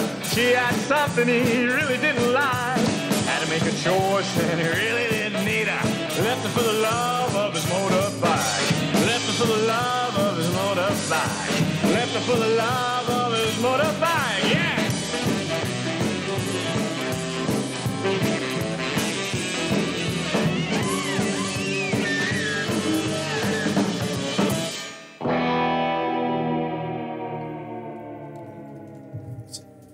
ChaoticRadio.com. That was The Rockabilly Lover by Danny Dean and The Home Wreckers. Ah, almost heard more. Almost. Almost, yeah. Gentlemen. I'm looking around the room. It's been a great show. I've enjoyed your music. Yes. Enjoyed all of it. Always do. This has got to be an annual thing now. I think the next one It's should already be the a second Sunday, one, so- Sunday Okay, you're lunchtime. Yeah, we'll do it. We'll do our Sunday brunch When next we do it time. on a Sunday We're in lunchtime, Russia, and we'll come back and tell you. Yep. he won't like Russia. It's You cold, won't isn't like it? Russia. But he's got no headphones on. Yeah, He's you a don't wanna mile go, away yeah. from his mic. He looks bored out of his mind. They have like 2 weeks of It's summer. comfortable. Picture of him. I already He's did. relaxed. Yeah, I already got one. Yeah, Did you they- enjoy yourself? Always. This is a pleasure. I love these. I hung out with these guys Friday night, and I love them. They're awesome. Awesome. Yeah, you said you went down there. It was, it was yeah. Manhattan Beach? Mm-hmm. Birthday party. Someone's party, private party, whatever it was. Private party. Yeah, they Yeah. hired us so all their members could see us, and people remembered us from the '80s. What's It the was crowds? What's the crowds like that come at your shows? When you go out to Arizona tomorrow, what are you expecting? Where are you playing? Have you been there before? Are you playing to 50, 100, 200, 500? Are you the main band, or what do you get now from playing live as individuals? Irritated. awesome. Yeah, at the, no, at that Especially show, when you do acoustic. at that show there'll be probably a couple hundred people. Yeah. It's down by the lake and outside and inside. It's a really fun place. Been there before then? Yeah. Mhm. Yeah? Yeah, and it's a party place, and people It's a dig the party music. town. They come just to listen to music and get It's a Havasu. effed Yeah. up. That's And just have a good that's time. tomorrow. Yeah. And then the weekend. No. Tomorrow is lazy. no. Tomorrow's going to be here. We're going to be in town. I mean, Thursday night. We're going to be in town. The New Wave Bar. New the Wave New Wave Bar. Bar. That's right. New Wave Bar, and that is it's such a fun place. It's all '80s music, DJ, and then this room next to us is karaoke, '80s karaoke. Oh man. So if you want to come down, see us, listen to some great '80s music, and See, I you haven't can been there yet. sneak I wanna next go. door and do some karaoke. I would love to. Unfortunately, Dutchie likes karaoke. Yeah, you can't get me off. You have to call the cops to get me off for that. Yeah, he's dangerous with karaoke. And they don't discriminate with their '80s music. So you can one person will come on and they'll do Loverboy, and then the next one will do The Cure. Be awesome. It's so fun. Scary is what it fucking is. Karaoke's fucking scary, isn't it? Oh, it's scary. Yeah. What do you think of stuff like punk rock karaoke? With That's different. I like that. That's a band, what's right? different about it? Well, yeah, I mean it's a live You're band, playing but with the band, yeah. you still got It's that different fucking because- lunatic It's with it. fun. Oh yeah, it's different fun. because they play, and they play the music like it's real punk rock music. It's not on a. It's not Right. Had a CD. And then when the person that comes up to do the karaoke, when they're done, they pull out cards and they rate you. The band rates you, Really? I didn't know that. and they go, "You didn't spit on anybody. You didn't throw anything. Zero. Just go away. Get off the stage." I love it. I'm glad you told me that. Yeah, and if you roll around on the floor and you do something Take cool, your they're clothes like off and you get they're points, like right? 8. All right, I'm getting tickets now for the last night of punk rock bowling in Vegas. Going to see punk And rock they're all karaoke. veterans. They're all good Oh, musicians. Yeah, Yeah. They do Yeah. it around here all the time. I've been to Yeah. a couple of them. Yeah. I've never been. I had to Kyle go. did one time. It was awesome. Yeah? Yeah, you saw the video. Did he get rated? Did the cards come I up? don't remember if it was the Nah, end of the you were- night. 'cause you were I already hugging was- him and telling him no, how I was fucking good probably he was. already drinking. That's probably what it was. Yeah. Carry on for a few minutes. I have to go in there. Okay, you've been listening to ChaoticRadio.com, A Beautiful Disaster with Easter live in studio. So you already plugged your next shows. Are you going to be doing more recordings? Yes, Maybe, yeah. eventually. Yes, I might- definitely. Yes. I'm going to come back in July 4th, and do the Huntington Beach Parade. Really? My son's always in the parade every year. Well, With his- with his- okay, with we'll his be in high the school parade band. too. Maybe we'll see you there. I will be there, yes. That's and gonna then be I'll awesome. be at the Redondo Pier a day later, and then I think some park in Cerritos. Some playing Yeah, they have a big concerts thing in the there. park, and maybe a few other shows. And then August, I'm coming back. Wait, I think that's August when I play Cerritos. And then I might come back and start working on a new Danny Dean record, more rockabilly stuff. And I'm going to be working with John Hatton. He's Brian Zetzer's bass player, and Brian Zetzer's drummer as well. I'm curious about that. That'll be good. Yeah, I'm looking forward to working with them. You know, we've been wanting to do it for years, and now it's time.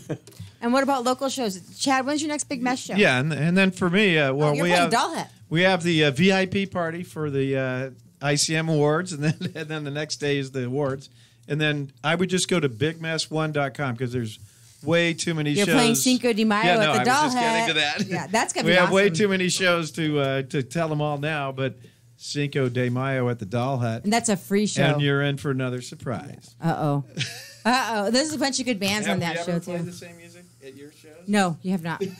So you have new stuff. Yeah. Yeah, I'm excited Cinco de about Mayo. that.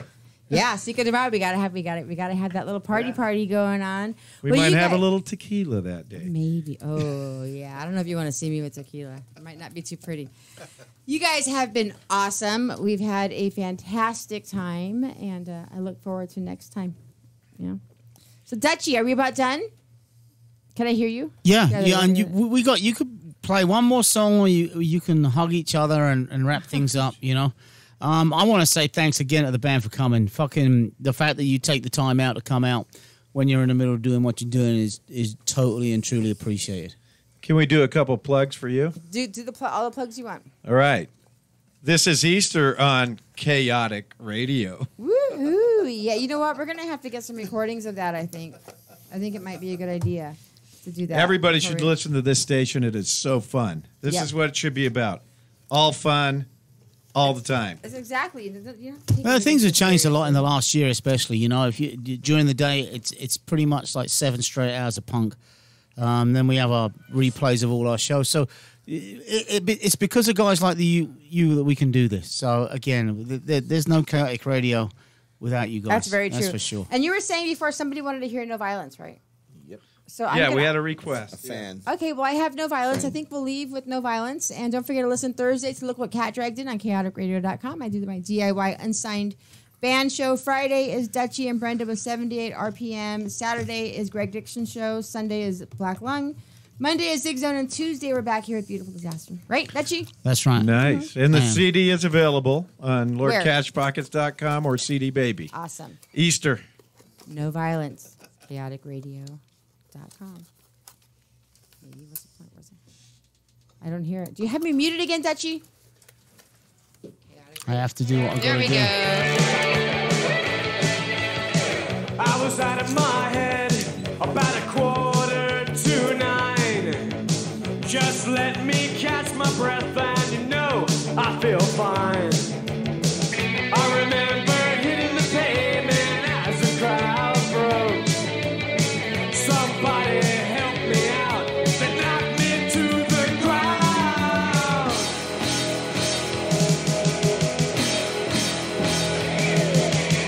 You can't know the truth. There's something you can't change. You gotta realize you don't even think. You gotta understand. You gotta realize. You gotta change. Laughing in jealousy, they feel that they have to prove. Laughing in ignorance, they never see through. Why can't we stop this violence and come together as one? Why can't we stop this violence and find something new?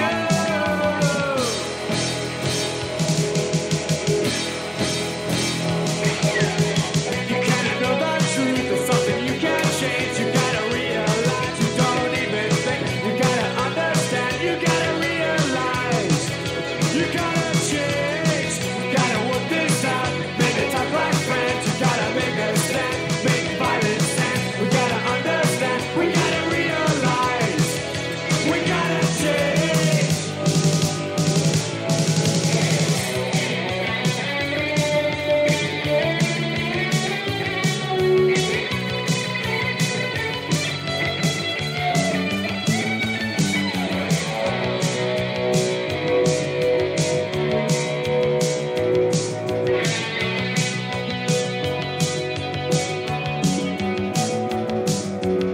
Laughing in jealousy, they feel that they have to prove. Laughing in ignorance, they never see through.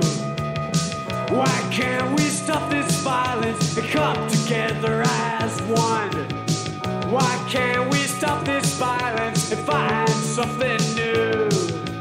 Why can't we stop this violence? Why can't we stop this violence? Why can't we stop this violence? Why can't we stop? No more violence. No more violence. No more violence. No more violence. No more violence. No more violence. No more violence. No more violence.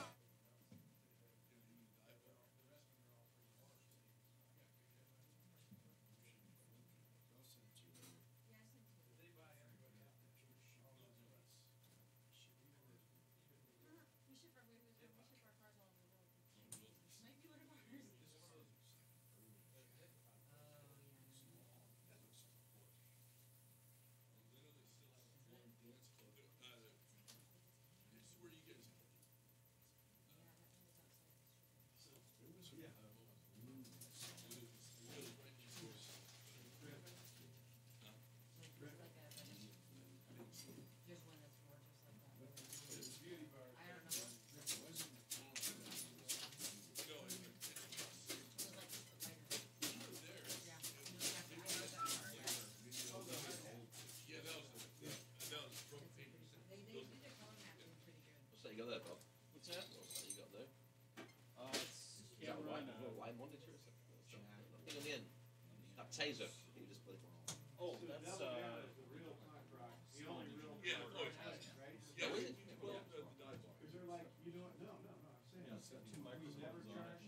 I just after I couldn't get my interface to work, I just went off and ordered directly. Right. Okay. Did you record it? Pardon? Did you record it? Yeah, I recorded all I can do. After running the camera. The stuff I was getting through the interface just sucked. The last time I used it was fine. Yeah, as far as like Sorry, don't you Some what stuff I did in Berkeley isn't very good. What did you think of the? Did you watch the match? Man U. You know, yeah. City won. And I was watching it and I was editing, right? So you'll see that I've got a fucking nice big fucking ass TV in there and I sit there and put the games on. And I do it with most games. I'm a Spurs fan, right? But even Good team. right, most of the time when I watch the games, I'll put them on and I'll be editing and I'll be watching them.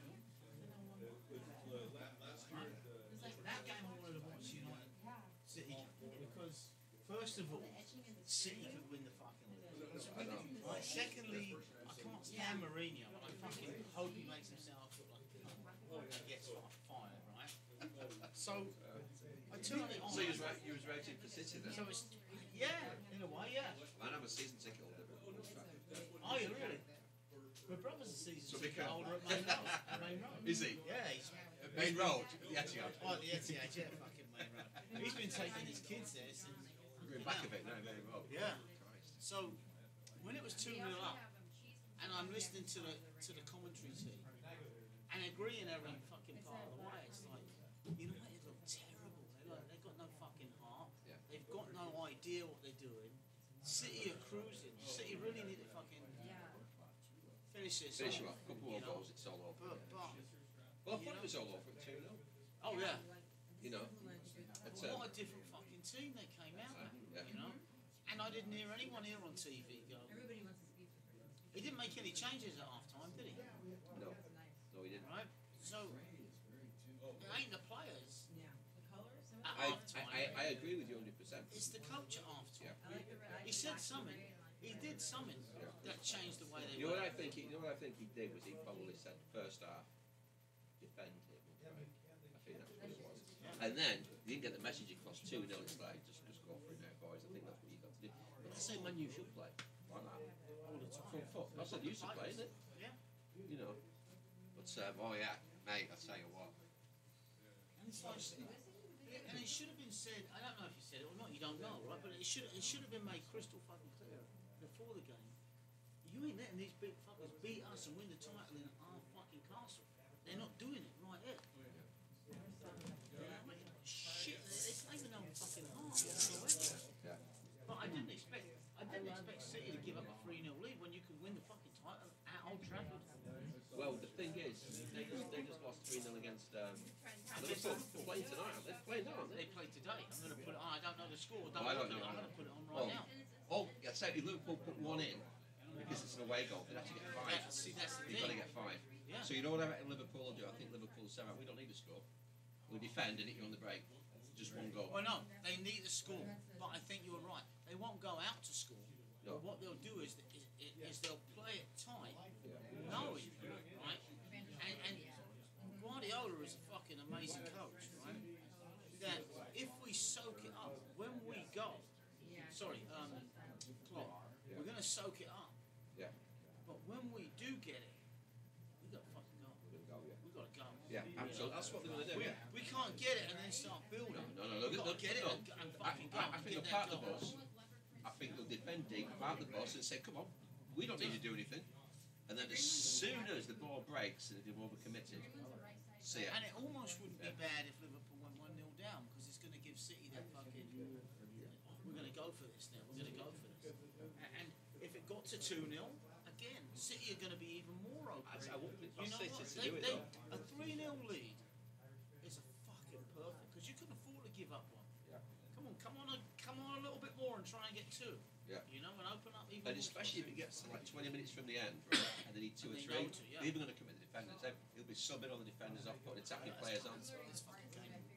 I'm serious. Yeah. Yeah, why not?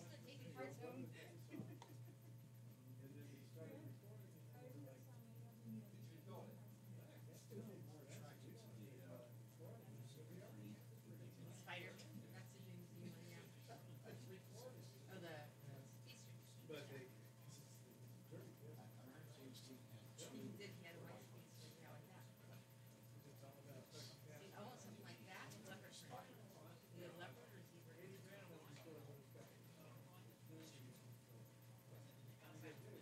I'll sell you ours for. Different gauges. And you don't have to pay for it. No, they're just, they're replicas of what. It's a deal. And I go, okay, how about that?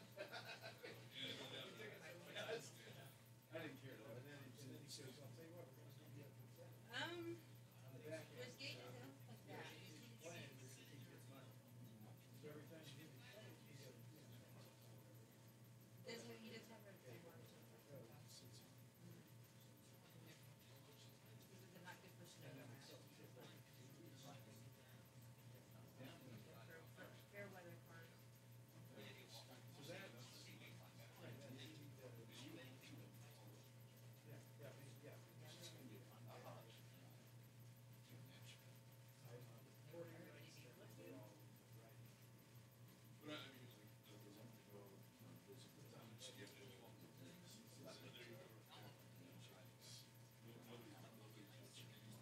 Yes, that's what I told Yeah, him. well, there's one other guy, because the guy that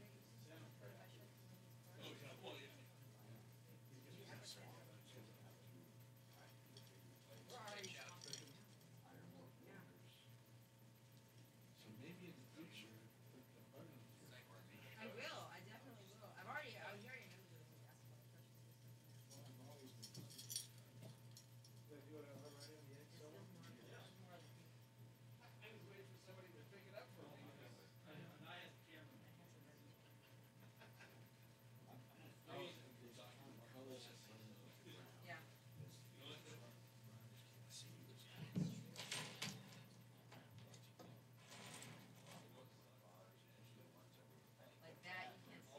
Yeah. It's gorgeous, but you're right. It's so clear. Isn't it? Was my Easter egg solo okay? Yes. I love the quilted, the diamond stitch, yeah. Diamond stitch is really popular. I love it. I love diamond stitch. Mhm. Yeah, I can see it from across, yeah.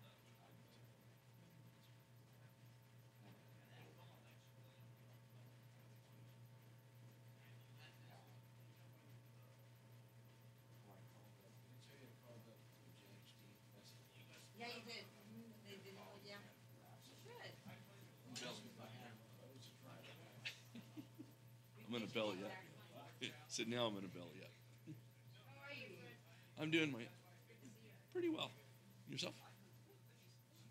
Always great seeing you.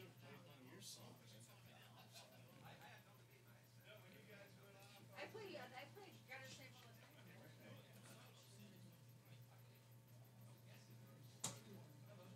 Danny was in organ my old band. That's right. I think you told me that before. Nervous. Oh yeah. Making me feel Oh. It's never ending. It's from the same. It's the same. I sent Last Punk Rockers a message at Last Punk Rockers Records. I sent him a message. He's asleep right now. Yeah, he'll. You know when Anti was around, we got letters from Germany all the time. Oh, really? We're like, all these stupid kids, not even ready. How do we get to Germany? What do we do? Everything that Gutter Snipes recorded.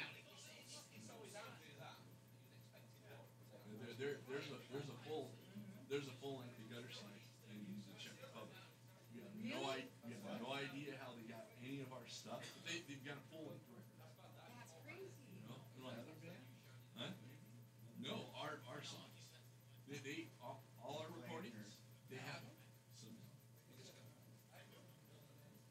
No, some guy from the recording studio. It's like a Blu-ray. The car's at my work. I wasn't sure when I saw it. Yeah, it's pretty. The guy listening to me try to sing for everyone around me. That color, I think in 1930s or 40s. Yeah, he's got one.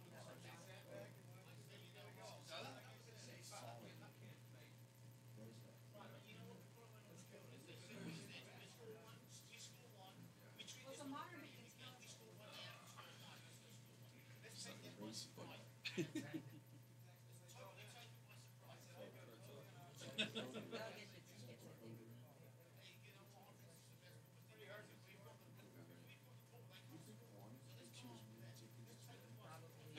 Probably more tickets. They definitely have to come back.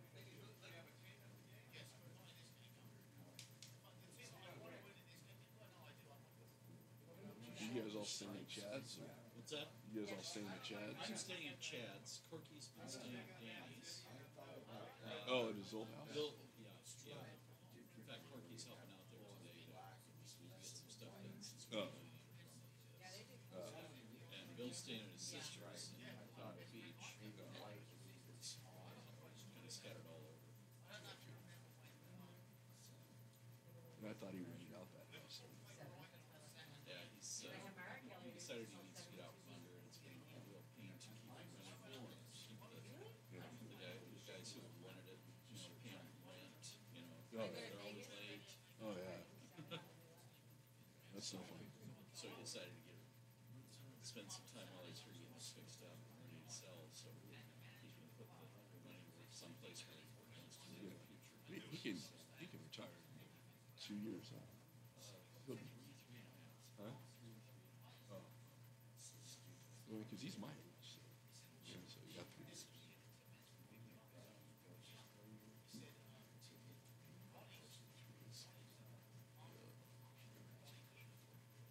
And my friend Todd, Danny knows him. He works for the Laverne post office. Oh, okay. And this is his last year. And he's like, if I can make it through this year and not go postal, he goes. He dislikes it as much as Danny disliked Redondo Beach.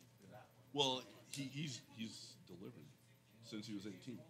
He's delivered mail, and he's gone through postmaster after postmaster after postmaster, and just he just Summer goods. yeah he goes I don't know how I don't go postal. I don't know how I don't go postal. He's joking about it, but just all I got to do is stick it out the rest of this year. Yeah, I did almost 30 years of mowing. Oh, really? I mean, every time you went to Oh, yeah. that's going to happen. Oh, yeah. And some of them are just yes. You know, some are okay. Yeah. Some, if, you know, they tell you you're doing good work, but when somebody above them says, well, it's time for a layoff, then they don't protect you. Oh, yeah. You know, that's what happened is I got a layoff notice, and then I had to move to another job. Yeah. And then they eliminated, and they cut that organization completely. Yeah. Cut the project. So I got another layoff, so then I had to move back over to another place. And then I got that was, they gave me something like 6 months. Yeah. And they said, okay, well, we'll see what we do in 6 months, but we don't have any other places to go. Yeah. So then I got another layoff notice. And I was like, you know, He actually makes. I was Right. hoping I'd get to full 30 years, but it's short. I was in 2010. I was like, I'm a truck driver by trade, and I hauled heavy equipment for a concrete company, and got laid off. And so I just flipping houses, just doing whatever, just doing whatever I could. And then last year, finally they called me back. Oh. And I'm like, yeah, I'm retired. I'm retired now. Yeah. So That like, part of my life's over. yeah. So like I said, I started. They offered me double what I was making too. Oh, cool. I'm like, yeah, it'd be real nice, but I hate you guys. It's nice to be able to just Yeah. have a clear mind and say, no, this just isn't what I want to do. Yeah, exactly. So like I said, now I just make shirts for bands. Yeah. For Yeah. like, benefit memorial shows and stuff. People I know through the punk rock scene. Well, that's like, what I hope to do after I get everything settled and get my wife happy with what my house is. Yeah. All this other crap. Because it's brand new. Yeah. So it's got to have all the window coverings. Oh yeah. So we got, and the backyard is just dirt, so I got to put in landscape. And, it's grass and everything else, like our neighbor did. He's a drummer, part-time, and that works for Micron. But anyway, once I do that, then I want to take all this equipment that I've got and start actually using it again. And go out and find a couple of bands to do something for, or, maybe do some set up for other activities, whatever they might be that might to set up a sound system and run it. Yeah. Well, that's like Kurt. That'll be extra income. Yeah, that's like Kurt that put out all the all the home records Yeah, stuff. all the home record stuff. Yeah. Yeah, I know Kurt. And he's got that property in Pioneer Town. And I've been helping him work. Like they dug the well. We put the pump in. We put sheds around that. Just put in a work shed. Water tower. Yeah. And that's what he's going to do. Is he's going to, huh? It's in Yucca Valley. Oh, okay. Just like past Morongo. Like instead of going out the 10 to the right to Palm Springs, you take the 62 towards 29 Palms. Oh, okay. And so it's out there, but it's what it is. Pioneer Town is an old movie set. Oh. And they turned it into a little town in a place called Pappy and Harriet's. When they did that, what's it called? The desert trip with, with every Paul McCartney played there. Surprise show, and it's as big as this place, And so it was, it was pretty cool. But he bought property directly behind it, and so he's got 2 acres. Right behind it, so we'll go out there in a trailer, stay there, and then go to shows like John Doe's playing there next week. Camper Van Beethoven / Cracker. They remember Cracker. Yeah, they Camper Van was their Camper predecessor. Van Beethoven. Yeah, I remember Camper. Take the skin into one. But they do a camp out there every year, and it's 3 days, and like both bands and other bands. They have other bands showcase in the beginning, and then they play. They headline those nights, and so we go out there every year. That's Labor Day every year. Yeah. So we go out there for that. It's really cool. But he's building a 2-story house. Downstairs is going to be his recording studio, and he's going to start recording and living upstairs. Yeah. What I've got is the main house all in one floor. Because we don't want to climb stairs. No, I got you. And then we've got a 2-car garage with a bonus room above that. That's our. It's, we're going to have that as like our set as our other guest bedroom. Yeah. And probably my record collection's out there. I've got 5,000 LPs. You and Kurt. Well, you know Kurt, so yeah, Kurt's got. But see, all of Kurt's stuff's at his parents' house, but he's got a room, and it's wall, door, wall, all the way around, and floor to ceiling. I basically have this wall, probably that wall, between records and CDs. Yeah. Then I got a bunch of real tapes and cassettes. They can do that because I know he was talking. Including some stuff that I recorded him. Yeah. And then what I did was I had a Bill's RV garage on the side attached, and I'll probably go ahead and continue sealing that off and put a doorway in it. And I'm hoping I can take a section of that and put it in Project Studios. That would be right. I've got a board that worked for that. I've got a 32 input. Oh, really? So, and I've got 4 ADATs, so I can, I can put everything on independent channels. I'd prefer to be able to do analog, but that means I gotta buy an analog machine and get it. Doesn't he have like 9 of them? I don't know. I remember. I don't know where they are. I remember when my old band, The Hoodlums, recorded at his studio. He had like there's 3. I know he had a 24 track. Yeah. I might have 2 24 tracks. So he had 2. And he had a 16 track MCI. Yeah. I don't know how it seems like getting to the 24. I don't know. Yeah. And of course he's got his half track from Master. Yeah. So yeah, I would like to get a 24 track someday, but I want to make sure that I've got reason to have it. Rather than just have it for show. Oh yeah, exactly. But yeah, that's how they recorded us. But I've got probably hundreds of performances. Oh really? Oh yeah. That's because I do shows, but that's my one thing is I don't have mics. You know. I've got. Oh, this has 5 I've been buying mics when I not do sound in LA. When I was doing fashion shows and pageants, and I get 500, 750 a day. Yeah, of course. That sort of thing. And so all the money just rolled back into equipment because I never took any out to them. Yeah. That's the way to do it. Anyway. And so then my best friend passed away. He had a studio in Eastern Washington. Wow. So by that time I was up in Seattle. So I got a call from his sister and he said she was older. She had bad health and her husband was sensible with her. He's not the happiest. They're like 10, 15 years older than I am.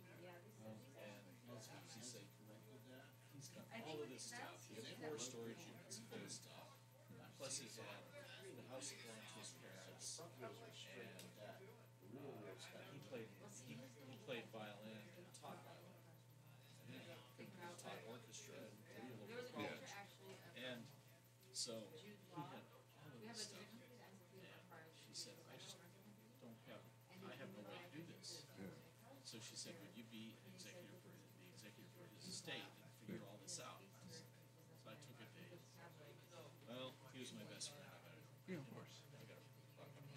It's taken 4 years to get through it. Because I found out the house, he was behind payments on the house because he had taken out a mortgage on it. Yeah. And then he had gotten sick, and they cut back his, during summer school, they had cut back his class schedule. So he didn't have any money coming in, so he fell behind on his house payments and never caught up. So I said, screw it, let him foreclose, because it would have taken $30,000 to get the house to the same position, unless somebody was buying it in foreclosure. Yeah. And I couldn't come out ahead on that. Yeah. And went through and salvaged all of his CDs and records and all the equipment that we thought was usable. And a friend of mine said, you can put it all in my garage. took up half of his garage. We went through all the storage units and emptied those out over time. Anyway, so I wound up with a pile of effects units. I wound up with more amplifiers, more speakers, more microphones. Another one of the 4 ADATs came from that. We wound up with some other DATs and stuff that we just, there's just nothing. We'd plug them in, put a signal into them, see if they work, put a set of headphones in or whatever, try to listen to them, put them over, put them through an amplifier. Yeah. And if they worked fine, we thought we'll play with it, and if it didn't, just throw it away because we don't have the time. Yeah, that's what I do. So it took 4 years to get through all that stuff. We raised about 10, 15 grand from the stuff we sold. And that all goes to his son, who's 13. I think he just turned 19. Yeah, the racing. So next, at the end of this, in the next week, I have to go back there and write a check to deposit in his son's account. Yes. That and all the other money that was collected from various, there was some money that came in from a couple of insurance policies and that sort of thing. So it's about $40,000. Santa, you guys, you headed back right away, or should we order a pizza or something? I should probably get back to them. There's people working on the place right now. Might just be sitting there. What's traffic? Let's grab something on the way. It's gonna be bad now. Yeah, I know, it's gonna suck. Yeah. Where are you guys going to? Well, no, you'll be fine. You'll be fine. Going back that way? He's going to Lakewood. It doesn't matter what time you leave. It's fine now. I think we're good. Yeah. You want it? Yeah, it takes, to Lincoln Beach right now, it takes me about an hour and 10 minutes. You're going opposite of traffic. You're not gonna hit much. Because you're late. You're after. Yeah, when you hit 6:05, you will. We can go get something. How's your son? I have two, my 12-year-old at home, and then my 18-year-old. He travels with Impulse Drummer. Last year he toured. Oh, cool. He's gonna tour again this year, and then he's gonna go to college. San Francisco. He's leading all those courses. Rocky Coyotes.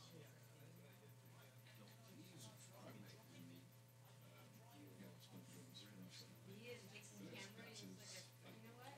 Main band. And my 21-year-old, my daughter, first show I've ever, her and I went to the show out in Hemet, actually, to see them the other night. It was fun, man. We had a great time. But yeah, that was the first time I've ever been out with my kid. She'd never seen my band until this year, the beginning of the year. All 3 of my bands played a show because only one of us was going to play. And then she said she was coming, so I got them all together. The Hoodlums with Kurt, and then my cover band, and then Gutter Sucker Belly. That was fun. Finally, get to see your dad play. I'm gonna make sure you see how. I've been teaching my grandson a few guitar chords here. He's got a little attention deficit disorder. He has trouble focusing. Yeah. But I keep trying a little bit. And my son goes to drum school. He's 8. He goes to drum school. He's good. He can play. Yeah, Evan's really smart. He just gets distracted. Yeah.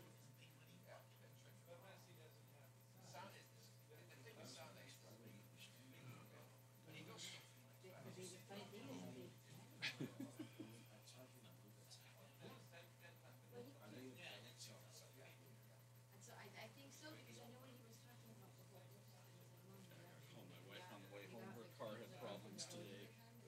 That's no So fun. I bought the part to fix it, and I just ran out of time before we came here. Oh, gotcha. And it's in the ignition system. So she got out there and she turned it and Click, couldn't click, do anything. click, click. Well, it didn't click because it's a contact within the ignition that doesn't allow it to send a signal to the starter, so it didn't actually click. So I had to have it towed, and I had to tell her how to find the piece that I'd gotten, and she was frustrated because she doesn't deal with stress like she's had 3 concussions in the last 5 years, so she just doesn't deal with stress. Yeah, I've had 7 in my life, and they're they ring your bell, man. And so she was starting. I just picked up Danny and she called and said, "You gotta help me figure out which place to go rent a car from." She says, "Let's look at Enterprise. There's like 4 of them there. Which one should I go to?" So I'm gonna sit there on my phone and try to figure it out for her. And I said, "Pick this one." I said, "Here's the number." And he said, "It's telling me you need to get picked up." She said, "It'll all work."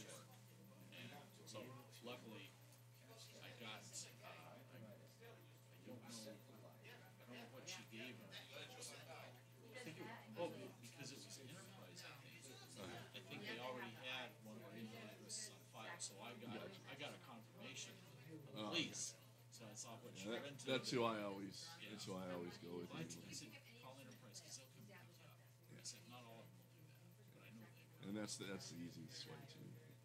She was stuck at home and she said she's so upset because I just don't, I didn't plan on that for my day, and he left me with a car that won't work. Well, that's why we have AAA. Yeah, exactly. So anyway, hopefully she's had a chance to go down. Yeah, Enterprise is good. We always get them out of Ontario Airport. You know, if we need it for anything. Sometimes if we travel, we don't want to take our cars. Yeah. So we'll rent one. You know, it ends up being like $20 a day. You know, sometimes. Yeah. So, not bad. Yeah. So she only needs a couple of days. They'll probably get it. They couldn't work on it today, but they'll probably get it done tomorrow.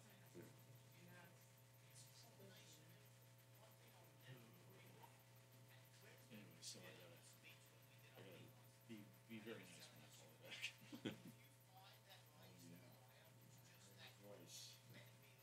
Yeah, She wasn't happy, was she? Yeah, we're rehearsing tomorrow. Otherwise, I'd put a show together for you guys. Danny needs the time anyway with his house. Yeah, you have it. Your house is getting You're on time off.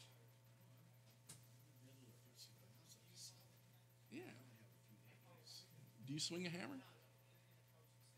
Do you lay concrete? Do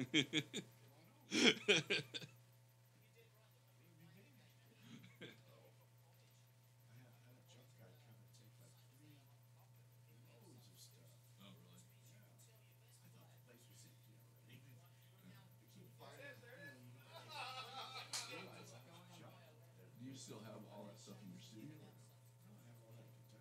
Oh, you took. Oh, really? You did get it all moved to Kentucky? We need to record.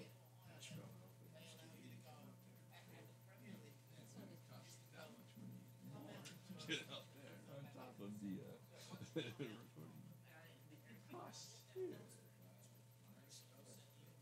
Many times I've been in the studio, I've never seen a light on, so I've never been able to see into that. Oh. That's what's in there. He loves Yeah, both times we were in here was before actually Dutchie bought the place. Oh. So he was always the DJ. Yeah. Get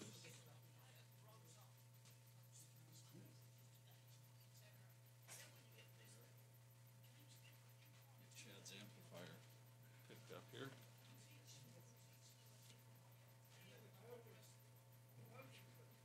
the rocket launch. Yeah, we did a rocket launch at school. We got pictures of it.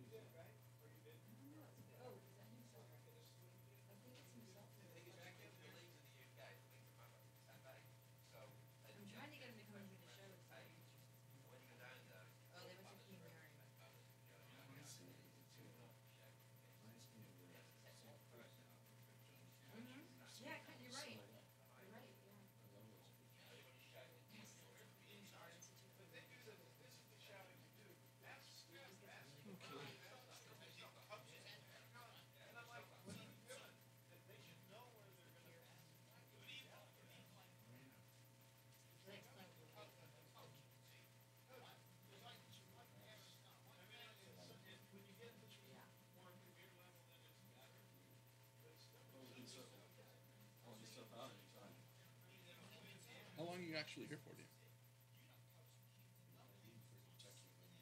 Monday.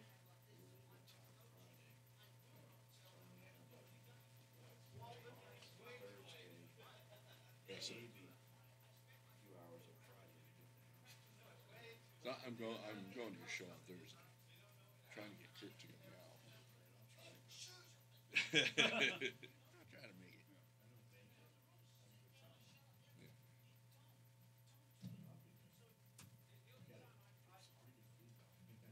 I know your songs. I'll help you. I think I know him too. I'll point the mic at you for certain lines. Yeah.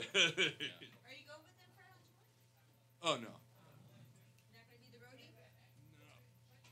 I got the infant at home. They don't need my son's birthday is Friday actually. When's your next couple? You're the best roadies there are. That Agent Orange show at the Hut. Yeah. That's gonna be Sometimes you fun. just gotta do I it love yourself. Agent Orange at the Yeah, Hut. sometimes you just gotta. Oh yeah. Oh yeah. We've got a different drummer working with us now, so it's I haven't booked any shows. He was gonna play with us at Becky's party, and then Gavin ended up in the emergency room. That's right, yeah. Yeah, so he's still out of work. He's out through June. Is he any better?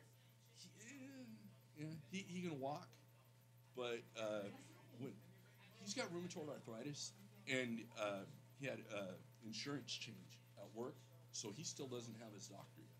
So he has no medication. He's on chemo. And he has, Give him the medicine without his doctor? yeah, he can get the pain stuff, but he can't get anything else. So he'll wake up. It'll take him an hour to get out of bed because his body's frozen. And he's like, can't move anything. Like going to the bathroom, he needs help getting into the bathroom. Yeah. So right now he's like, until he gets the chemo, he can't even really function. So they took him off work. That's not right that he can't get the medicine that he No, needs. it isn't. But like, even his doctor that he goes to is on vacation. So there's no, and it's just a lot of hoopla bullshit, you know. So yeah, he just we practiced once, you know. And tonight we were supposed to practice too, but our drummer he plays in the Rockin' Coyotes, the Rocky Billy Band, and they're playing the Hippie Killer Festival in Paris this weekend. They did the pre-show on Saturday, and even his drums, he threw his shoulder out. So he can't practice playing punk rock. No, And not when the he bad has a shoulder. show, when he has a show with the Rockabilly. Yeah. So No, especially with the bad shoulder. yeah. So we'll wait till. Let me know if you're going to the. Oh, I'll definitely. Are you guys going for this one? You're going to be there. I think I'll probably be there. I'm not sure. I'm pretty They haven't got back to us whether we're playing or not. So Where were you going to play? Double Down and yeah, maybe the Evil Pie. I'll talk, because I know Kyle's playing Double Down on the 20th. I'll see if we can maybe squeeze you on. I'll talk to them. See if they can squeeze you on the Double Down on their bill. Smith. Okay, I'll talk to him. Yeah, I mean I don't mess with the guys at Double Down. They almost like 99% always book me. So Yeah. They I'm book good us with every it. time I'm we good call. with whatever. Yeah. Yeah, I'll see. I mean that last tour, I go, dude, we're out here on a Thursday night. Can you just stick us in on a Thursday? And they go, yeah, it's all yours. I think it is a Thursday that they're playing, so Yeah. I'll see if there's more room for The 25th. Yeah, that's when they're playing.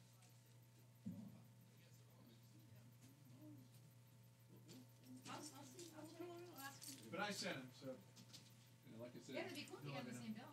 yeah. We all know each other. And we've all played together. And that's nice though, because you can compare. I had my walking toxin shirt on today, and I'm like, I'm not gonna go down there and wear it. Yeah, he's ahead of watching. They're good band though. Oh, I like that. Yeah, they're good. Yeah. But that's why I didn't know if Kyle was gonna be here. So Yeah, no, he's still your friend. I know he is. But it's, How to get out of here. I just want that's where we went and saw what you call it, the Walking Coyotes, or not the Walking Coyotes, the Rocky Coyotes. Yeah, my daughter is 21, so this was the first show I ever went with. I took her to. Yeah, when she turned 21, it was our guy that's helping us out on drums, his birthday. So we did a show at the Highbrow, and so all three of my bands played. Oh, So okay. yeah, so you had a triple. You played triple that night. Yeah. Were you dying after that? Oh, absolutely. Because I sing Yeah. a lot of songs in two of the band. Well, I sing at least half in all three. So yeah, it was certain. I was gonna say yeah. But it was my kid. That was the first show she ever. Her mom was a staunch Christian, so she grew up that way. You know, so she was never able to go and do anything Does she love ever. it? And her mom was back to the girl that I am. The dresses exactly the way you do.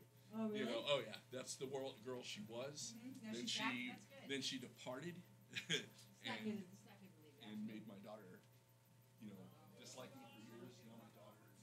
And now they're all back. Is Isn't that weird? How it works?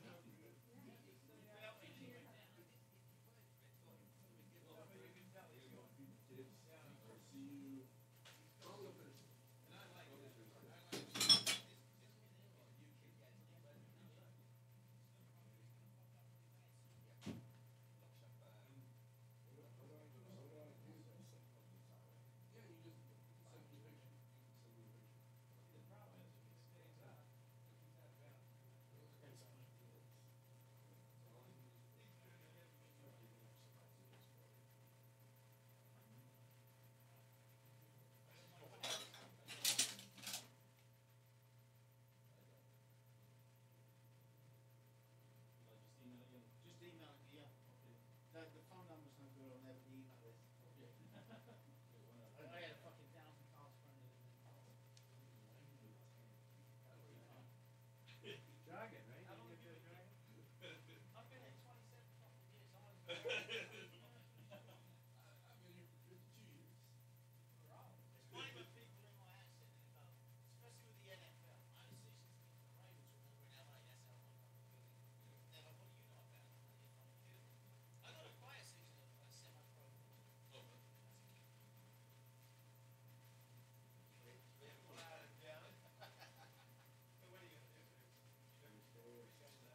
Yeah, we might as well. Yeah, let's get a picture, yeah.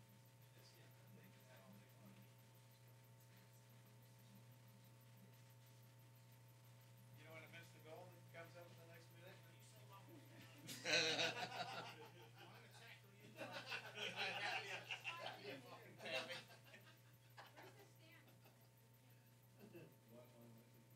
I got no I got no team in that game, so don't worry about it.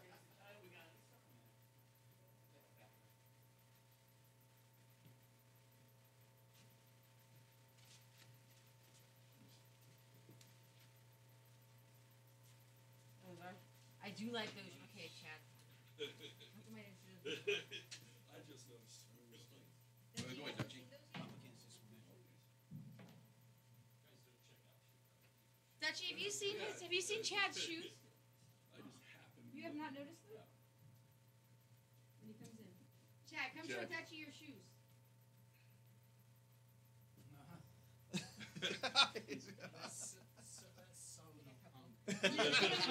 That's so not You have over a there, replica guys. shirt in there. I thought you'd appreciate it. Yeah, you need to get over there. Guys.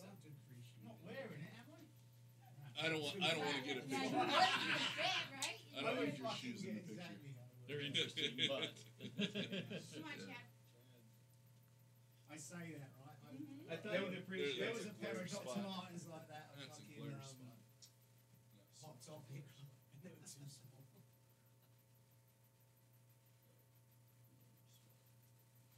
Shut up, who's little small? It's stomping. Take a few of the free. Well, I took 5 already.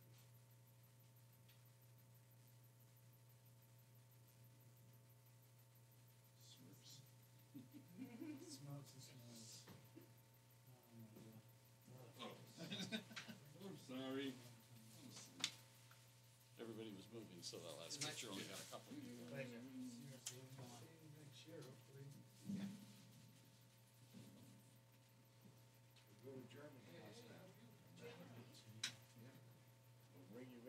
do a UK tour and a German tour.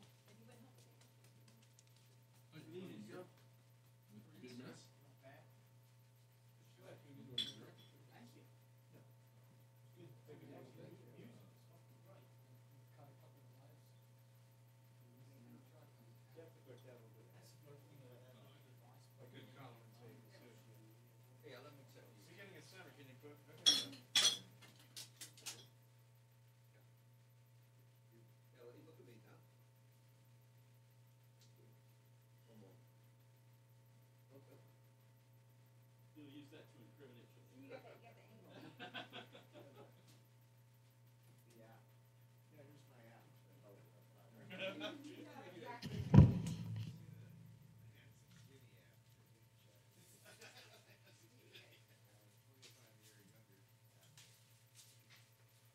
Cat's got that. I was in it once. The three amigos. Who's going to be Steve Martin? Chad. I'm already in. I'll be the little guy. Martin Short. So Corky will be with Bill you gets guys. to be Chevy Chase.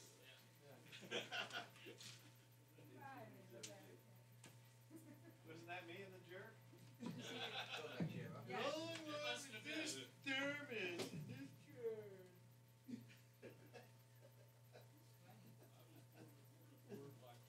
That's a great song, too. We have that. Gonna get a thermos for you. That was a great song. Get the water going. Come on, shit. Washers. I'm gonna take out. See you later, Cat. Bye, Fran. I'll see you soon. I'll see you. I'll We'll definitely take all that. see you soon, Jenny. Hopefully in July. Send me the picture of those cars. Yes. You still working every Saturday there, or Yeah, Saturday afternoons and then whenever else I'm always there. maybe I'll come in and play? Yeah, you know what? You want to do a matinee? Let me know. It's great. It's like sometimes when people look for them, it's great. Just to do it. Yeah, I do a bunch of different acoustic stuff. Yeah, let me know. I like anything Saturday. Full house, man. You are. Later, Dutchie. See you later, man. Thank you for coming in. Probably like 6. 3, 4, and then you have the headphones and. So someone's fucking taken, and this pissed me off because I fuck around with my show today. Someone's taken the fucking jacks out of it. Again? Didn't that happen last time? So instead of having two on the couch and then an extended one for a single or something like that, I got fucked today. Didn't that happen a couple weeks ago too? Yeah, We had I somebody. bought two new ones. When we, But where would you put them? Where the fuck would anyone take them out? Where are they going? when we had what's his name in here? Yep. Who's this? Does he belong to one of the guys? Is Danny Deans? It's not one of you guys. This is So there's only one jack over here now? Yeah.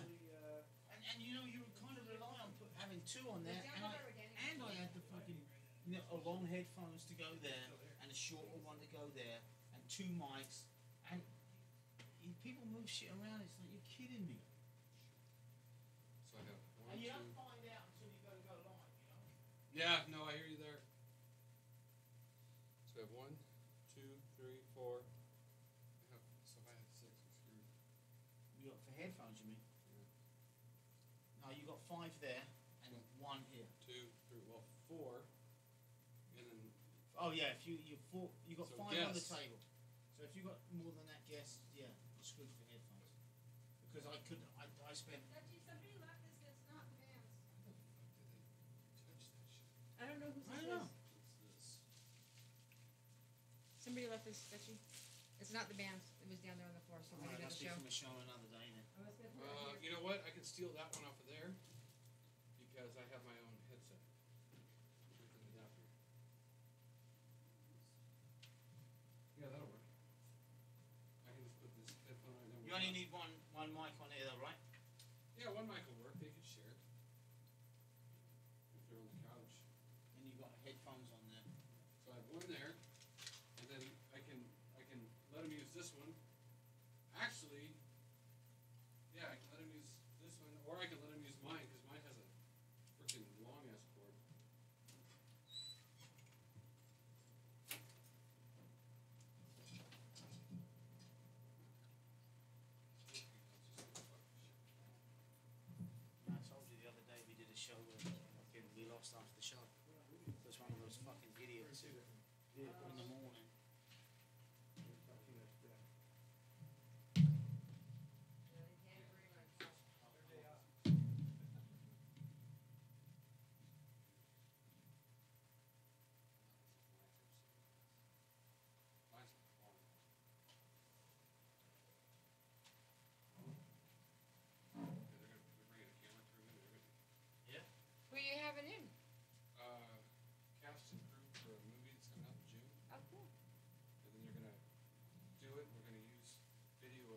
this place in the behind the scenes documentary.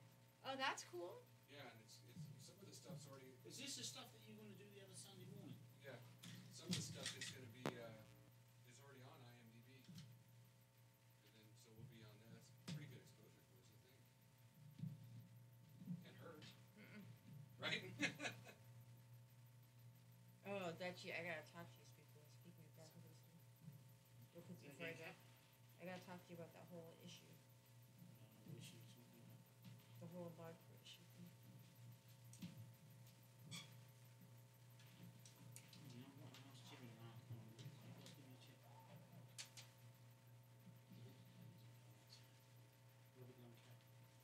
Um.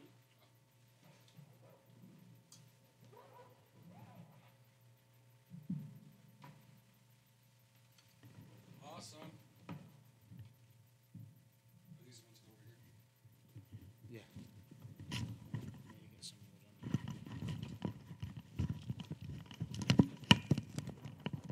All good, brother? A few of those bands have a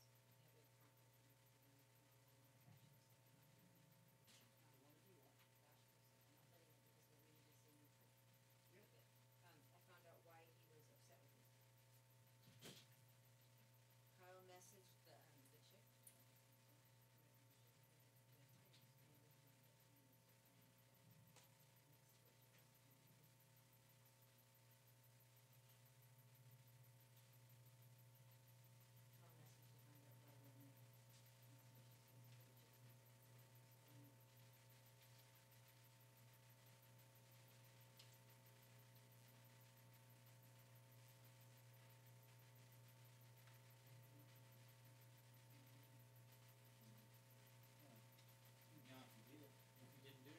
Yeah, no. And that's what Kyle was saying. She walked Kyle. Was with me. I guess that's the whole thing is he thinks that I was the one that messed with his logo. But she's the one who told him. She's the ethnic. I talked to my cousins actually. I have two cousins that were big wigs. One is big wig. BMI and big wig. Sony. So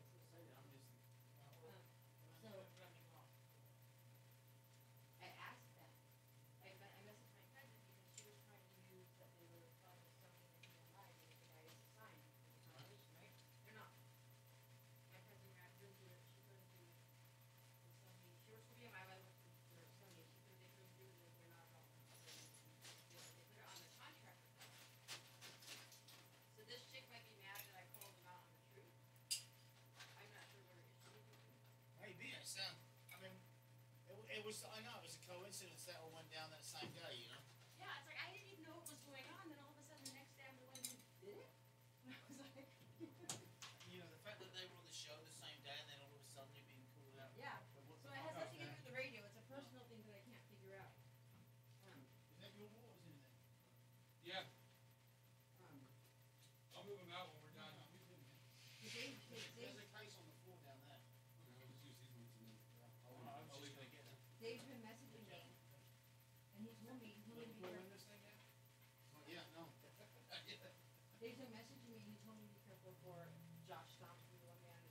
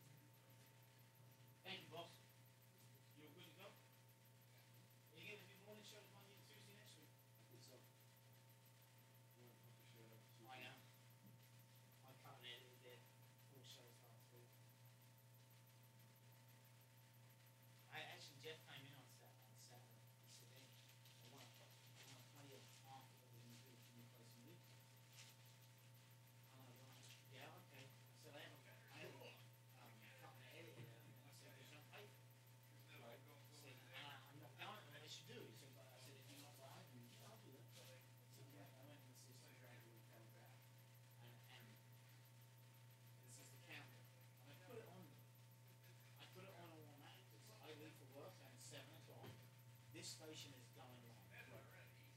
So what I've got to do is what's counting. They're in there like, oh, gee, Tattoo, you live, you live, you live? When? Now you're live. Oh, okay. And then he presses the button on the anyway, so I said myself, I'm amazed at how good your show is. Whoa! How did that go in?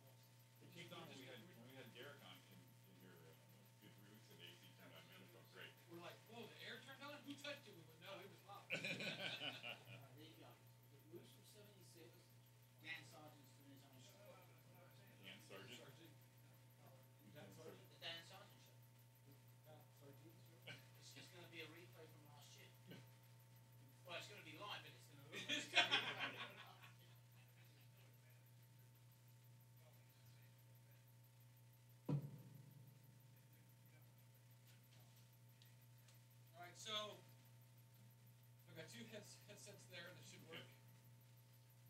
Only one mic for the couch, though. Okay. I can grab a mic from here. Okay, how many people we have? He says he thinks 5. Okay, so 7. BU and Yeah. 5. So we'll have 1, 2. we have 4. That's gonna be 5. Well, that's yeah. 5 mics. Yeah, we don't have no mics. All right. Somewhere we do have one. Let's see. See, because if they bring, he thinks they're gonna have 5. Tiffany said 6. Here's a mic. Here's a mic. We had for the plate. We had everybody here. Well, what happened is someone jacked one of the freaking adapters for the headsets. Oh. So I used the adapter off of this because I have my own. Right, and now we now donated it. and now I use mine for that and put it over there. I can grab the one from there because if there's one on the engineer one, I can take it because I'm not gonna be in there. So you're gonna be right here, right? Yeah, I'll be here. So BU 3. There's 5. 3. We need 2 for them. So we could, you know, what we could do 3.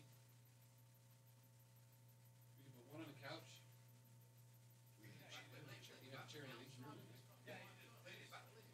We had for the plate. Right. We had 5, Eric, and the married couple. So we'll have one right there. Depends. If they bring 4, we would die. If they bring 6, we're gonna be tight. What do we do? They just did Oh, show. catch up. All right. We do is this mic work, but we don't have headphones, right? Is that what you said? Right, but if you route the headphones from in there, Yep. does it have the adapter thing on it? Yeah, I got there's an adapter in there. So that would give us 3 mics. So that's 5. That'd be 8. Right?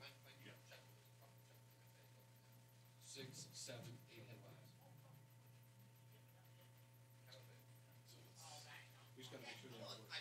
Yeah. So what else we do? My hookup here is gonna be easy, So I moved that thing. That was on the other side of the board. This was? No, This? on the couch. Yeah. And they're not long enough. Gotcha. So I moved it over there. So now they're plenty long enough. Gotcha. So if you had one more, and that mic worked, we can bring one chair right there. Be awesome if they all had their own mic. But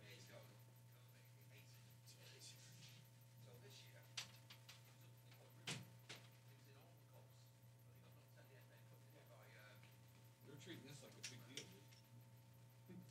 Cool. No, they're like, oh, bring this, bring that. He says, I don't like to be late, but then I like to get there. He says, I haven't met Jimmy, and we can just talk. I'm thinking, just like introduce us and maybe we do the first part. And I go, I'm kind of on board with it. That's what I was thinking anyway. Yeah. Who are you? What have you done? What are you looking forward to in the project? Blah, blah, blah. And then that's like the first half hour. Right. Then after that, it's pretty much organic. We find out about the movie. Sounds good to me. And then we'll just do what we do, man. There's not a problem with that. So that one, This is the one we need an adapter for. no, the headphone? Yeah. Yeah, just that little adapter. This one we need an adapter. And that's it. And we'll have, except they're sharing a mic over there. One of the girls is coming is like 10 or 12 or something. She's all excited. So it's actually good. Yeah. And then this will plug into here. Is that what's going on? Yeah. Gotcha. Okay. And then remember we had one more? We had an extra that we tossed. That broken one. Yeah. I believe I got some in the engineer room. Let me double check.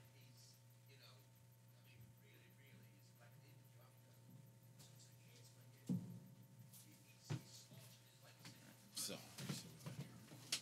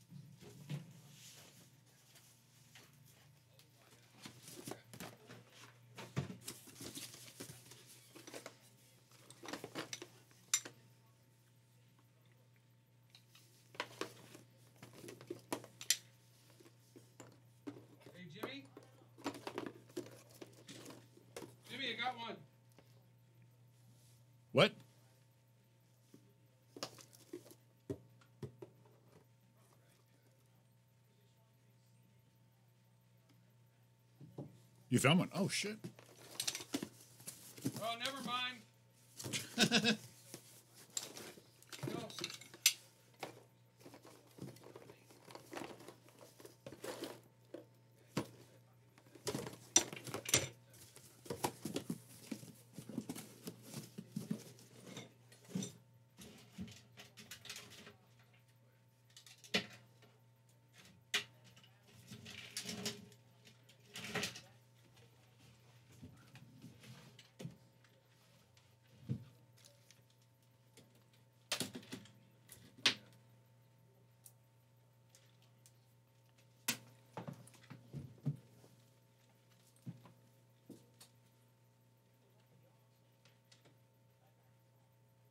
There's one from the engineer room. Just have to remember to put it back. Yeah, I gotta put this thing. Doesn't it? So there we go. All right, so that puts 2 on the couch. 2 on the couch, 1 here.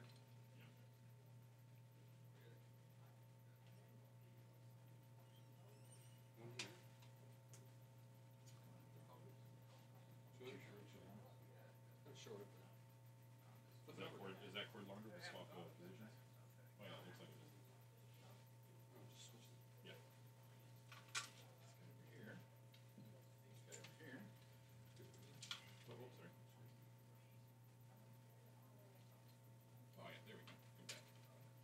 We got somebody here. That 2, what do we do? 2 people here? Yeah, well, if we have to. Okay. So basically, we'll definitely do 1 person here. Well, 1 mic, that's for sure.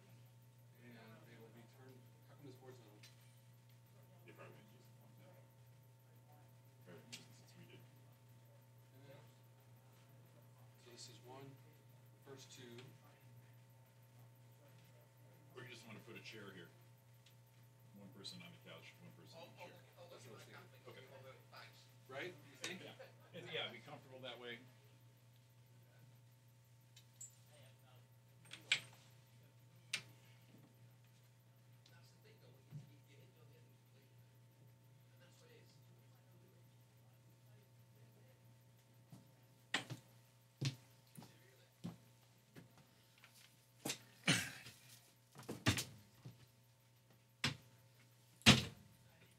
All right, man.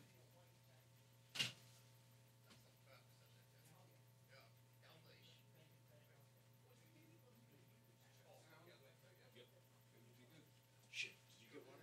What? Yep. But you dressed all pretty for what you did. Yeah.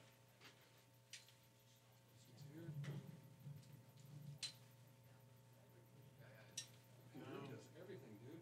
He was a stuntman for 10 years. Yeah. I was reading all the shit. Holy shit. Here, this one. Yeah. Oh, you know, if we need extra headphones, I'm gonna use mine. 1, 2, 3, 4, 5. You know, I was driving by. Yeah. Can you just walk in there? No, it's all wood. Yeah, you can. There is a store. Yeah. I drove by. It was coming down, and I was like, Even if there's just enough that even well, cheap ass Best Buy bargain bin shit. Yeah, these are over here. On a price. Playing in Ryan used to go. yeah, I remember there were a lot of them here. There's 2 more sets hanging there, but they're on here too. Yeah, they're on there. Yeah. I mean, for everyone else, they don't care. Yeah, I figured I'll sit here like we did when Derek was in, because I think that's pretty good. Yeah. And plus, if they're the other side, if they're filming, we'll be here together. Yeah. Yeah. So that's just like I wanted you to make sure you figured out a way to get you in here. If they're Yeah, filming, exactly. Where we're in here. And the worst case scenario is we can put 2 here. Yeah, with 1 mic.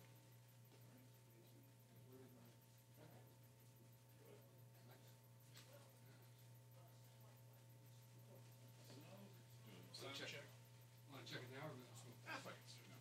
I was gonna check real quick, but Yeah, let's do it. I need headphones. I'm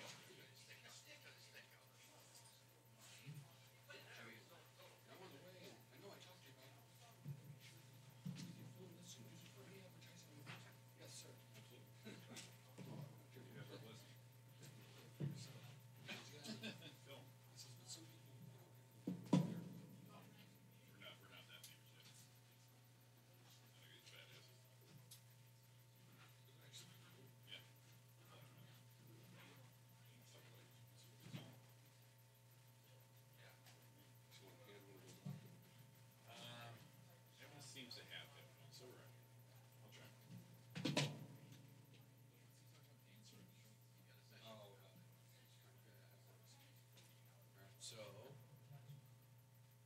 Test, test, test. How come I can't hear myself?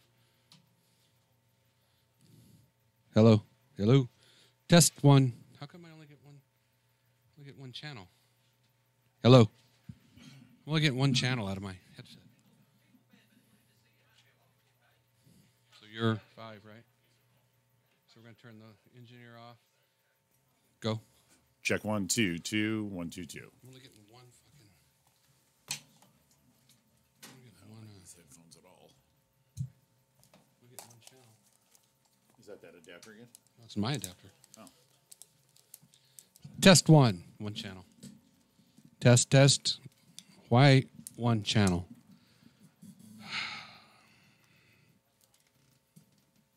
Get my headphones out. Oh, wait a minute.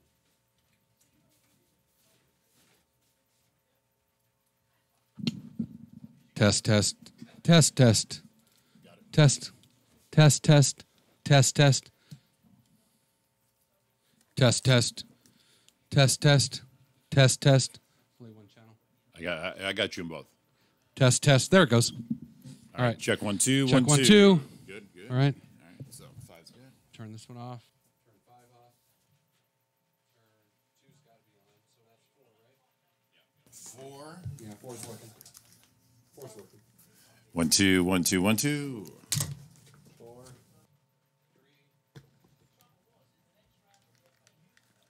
1, 2, 1, 2, 1, 2, 1, 2.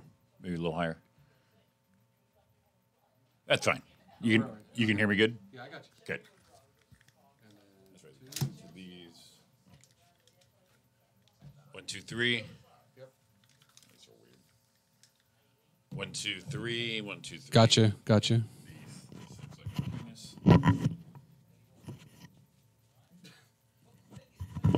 Got that one. Those are the ones I'm more worried about. Let's go find out.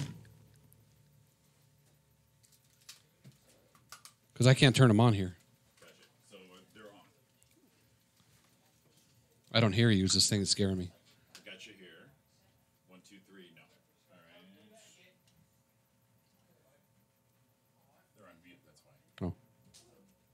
1, 2, 1. Oh, wait a minute. I might have to turn. Go again. 1, 2, 3. 1, 1. 1, 2. 1, 2. There you go. There you go. I got to turn live up. So I can mute them Right. by taking live down. Okay. So Watch. Go. 1, 2, 2, 1, 2, 2. Yep. Okay. So that one should be on too then. Are they on the same one? There should be on the same live board. Yeah. Well, the thing is, if it's on live, is it killing our? No, we used this before for the Okay. for the other. And that one's working too. I already hear you. Test one. Check 1, 2, 2. Yep. And check the other headset. No. It's just one side. One side check. Try the other set.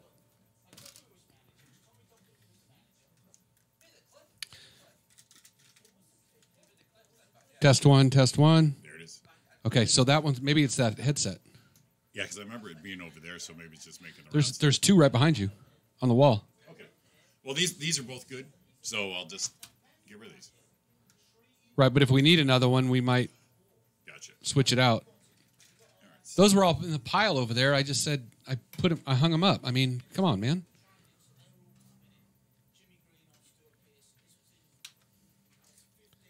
Why not have a little bit of, yeah, just a little. I mean, we're not asking for a lot. Test, test, test, test, test. Come on, give me 2. 2 times? Perfect. 2 times? 1, 2, 2, 1. 2, 2. 2, 2, 1, 1. 2, Both 2. sides? Yeah, Okay. both sides. Good.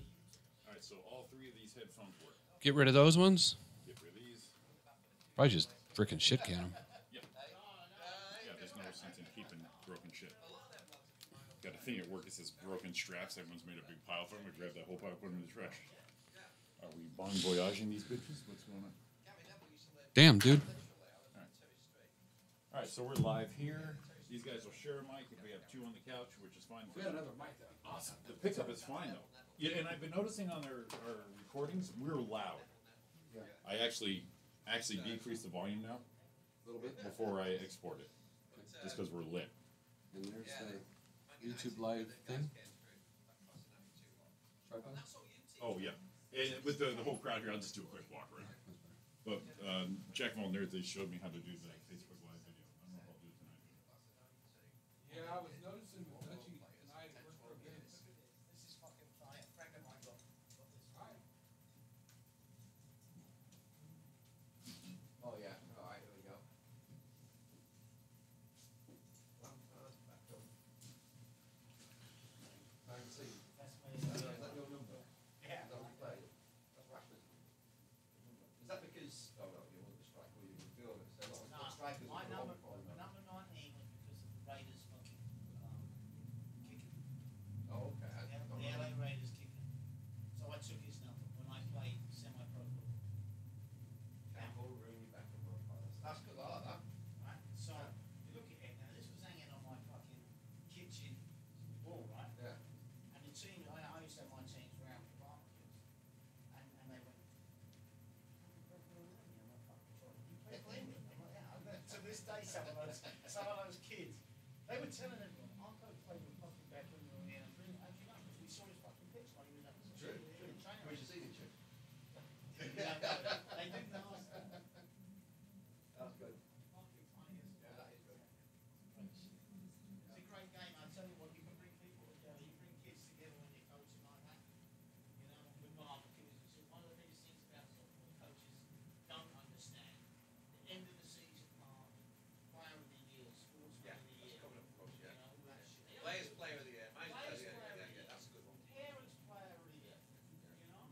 I was telling Chandler, well, showing off, I said, the good thing, and this is what I said, tell my son. My son's a number 9, very, very skillful little lad. But it's got nothing to do with that, no aspirations to get the guy playing professional football. It's fun for him. But I said, you know, if you play football, you'll always have 11 minutes. No matter where you go in the world, that's the beauty of the game. It's a team game, you know. A lot of time, it's nice to win, but it doesn't matter. Especially at their level, right? You know, that's what it's all about. And that's what you realise when you get educated. Sunday, getting the ball way the frick back there. What is he doing back there? Well, he's obviously not coming to him. Yeah, frustrated.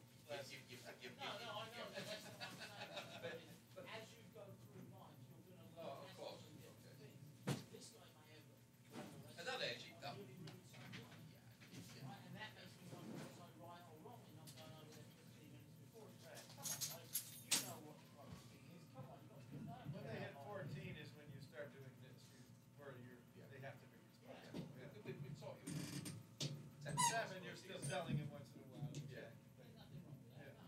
Yeah, yeah. It's also like But when they on get- the other side, there's yeah. still nothing wrong with letting a goal be scored against them. Yeah. Right? But it's tough. It's tough as a well, it's player. even less harmful because Yeah, it doesn't really matter. Yeah, it There's no doesn't score. matter. The only thing that happens with that one is the names will tell them. You see the other little lads that That's take up why and they you learn go the around the most. goal. That's where they learn the most. One of the biggest things we try and we ask the question. What would you do if you had a Lionel Messi on your team at 10 years old, who could beat everyone and scored never pass? What would you do with him? What would you tell him? Yeah. What I was saying. If it, You've got a 10-year-old on the team who never passes and scores every time he gets the ball. What would you do with him? if we had the glue boots, I probably wouldn't play him as much, to be fair. I don't know. You tell me. Move him back to midfield. So instead of having two players to beat, now he's got 5.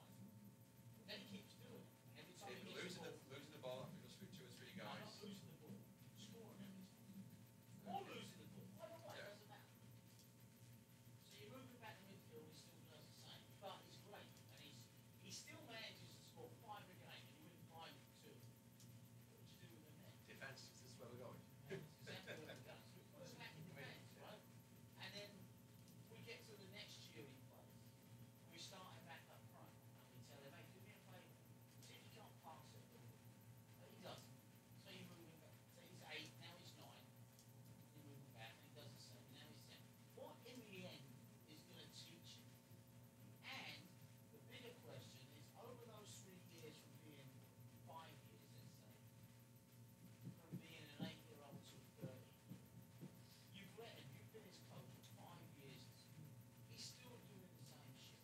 You haven't stopped him doing it. Deliberately haven't stopped him doing it. You've let him be an 8-year-old, now he's a 13-year-old. Right? And 13-year-olds we know are a lot more technically skilled. Yeah. Right? What do we do with it? Or Here we go.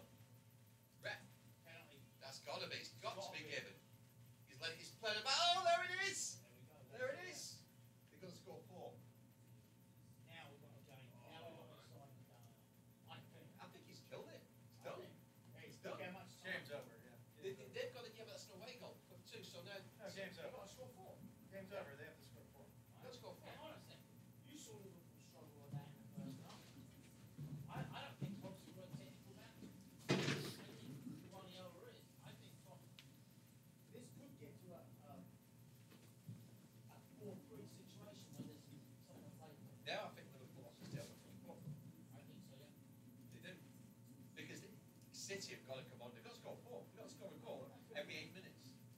Right? Yeah. That's it. Good day. No, this is when you're pressing everybody up and being sitting Yeah, there. and then just chance to score again. But then, It doesn't matter. You don't have no choice. If you don't score 3 goals, you're through, right? 4. so that kid we're talking about, you know who changes how he plays? Because now you've got the kid for 5 years. It's the best of the team, Now he's, probably. exactly. Now he's the most skillful player in the world. You haven't killed his creativity. Yeah.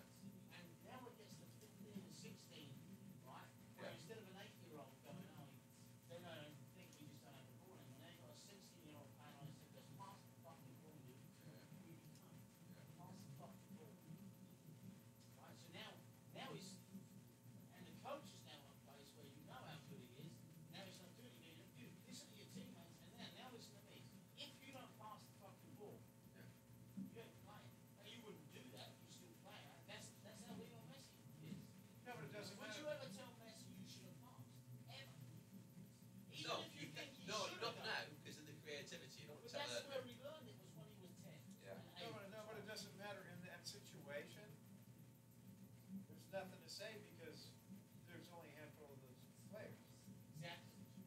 So- The reason there's only a handful of players is because the majority of coaches fucking kick their ass and don't let them learn the game because they're that creative. No, but it's not just that. There's only a handful of players that are that skilled. There's always only going to be a handful. Yeah. If there was 50, Like we you knock said, it down to yeah. 10. You know? Yeah. If there was 1,000, we knock it down to 100. Right? Because we play that. Because when I get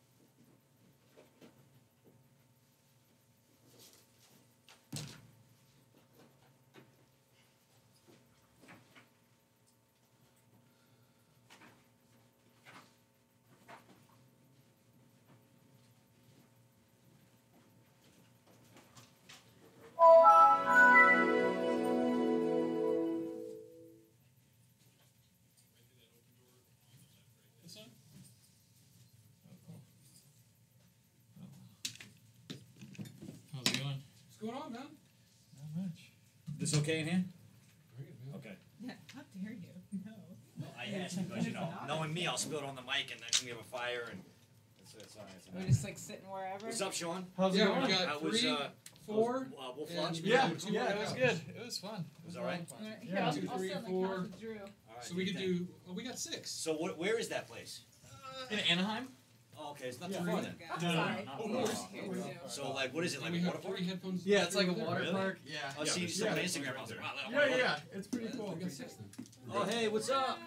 What's up? He's gonna be shooting, so. he won't- Hello. he won't work. Hey, how you doing? He's gonna be working. Yeah. Is there any What's up, man? How way you to doing? plug Did into Mark your call you? soundboard Hey, how are you? at all and just record what you guys are saying? Actually, this device right here. Is there anything on the side? I have a couple different plug options. You guys can sit right here. Yeah, there's Drew's sitting here, but there's 2 chairs here, I think. Yeah. Yeah, there's 2. 2 can go on the couch, 1 there.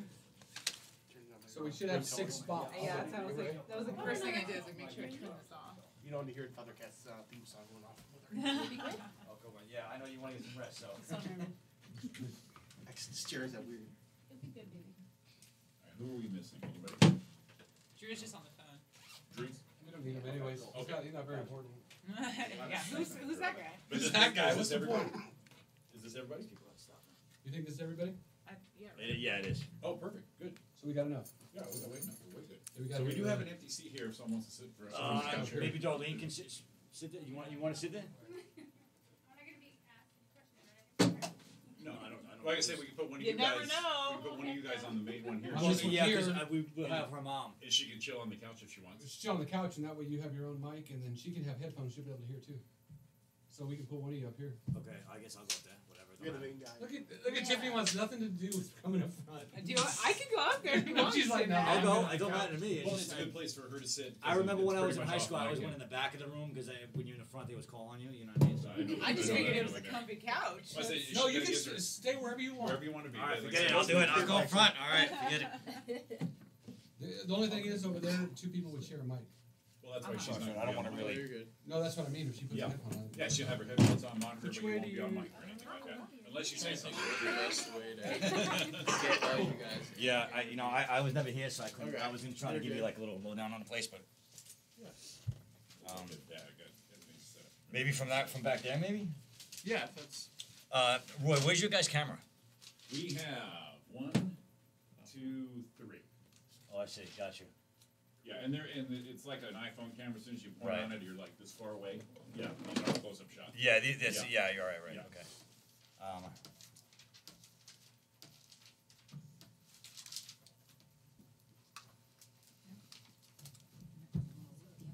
What's up? How have you been?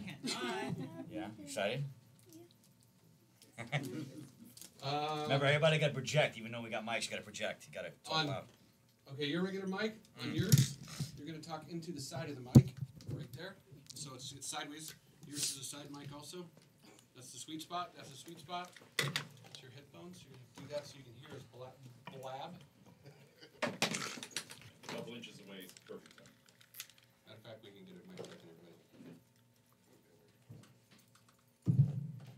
Testing. Check. Should be able to hear me now. Yes. Yes. Yeah, we checked him out before. I got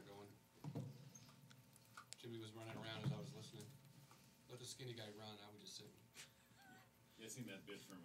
Adam can't stop smiling. I seen that SNL bit years ago with Tom Hanks and Aerosmith when they're on Wayne's World.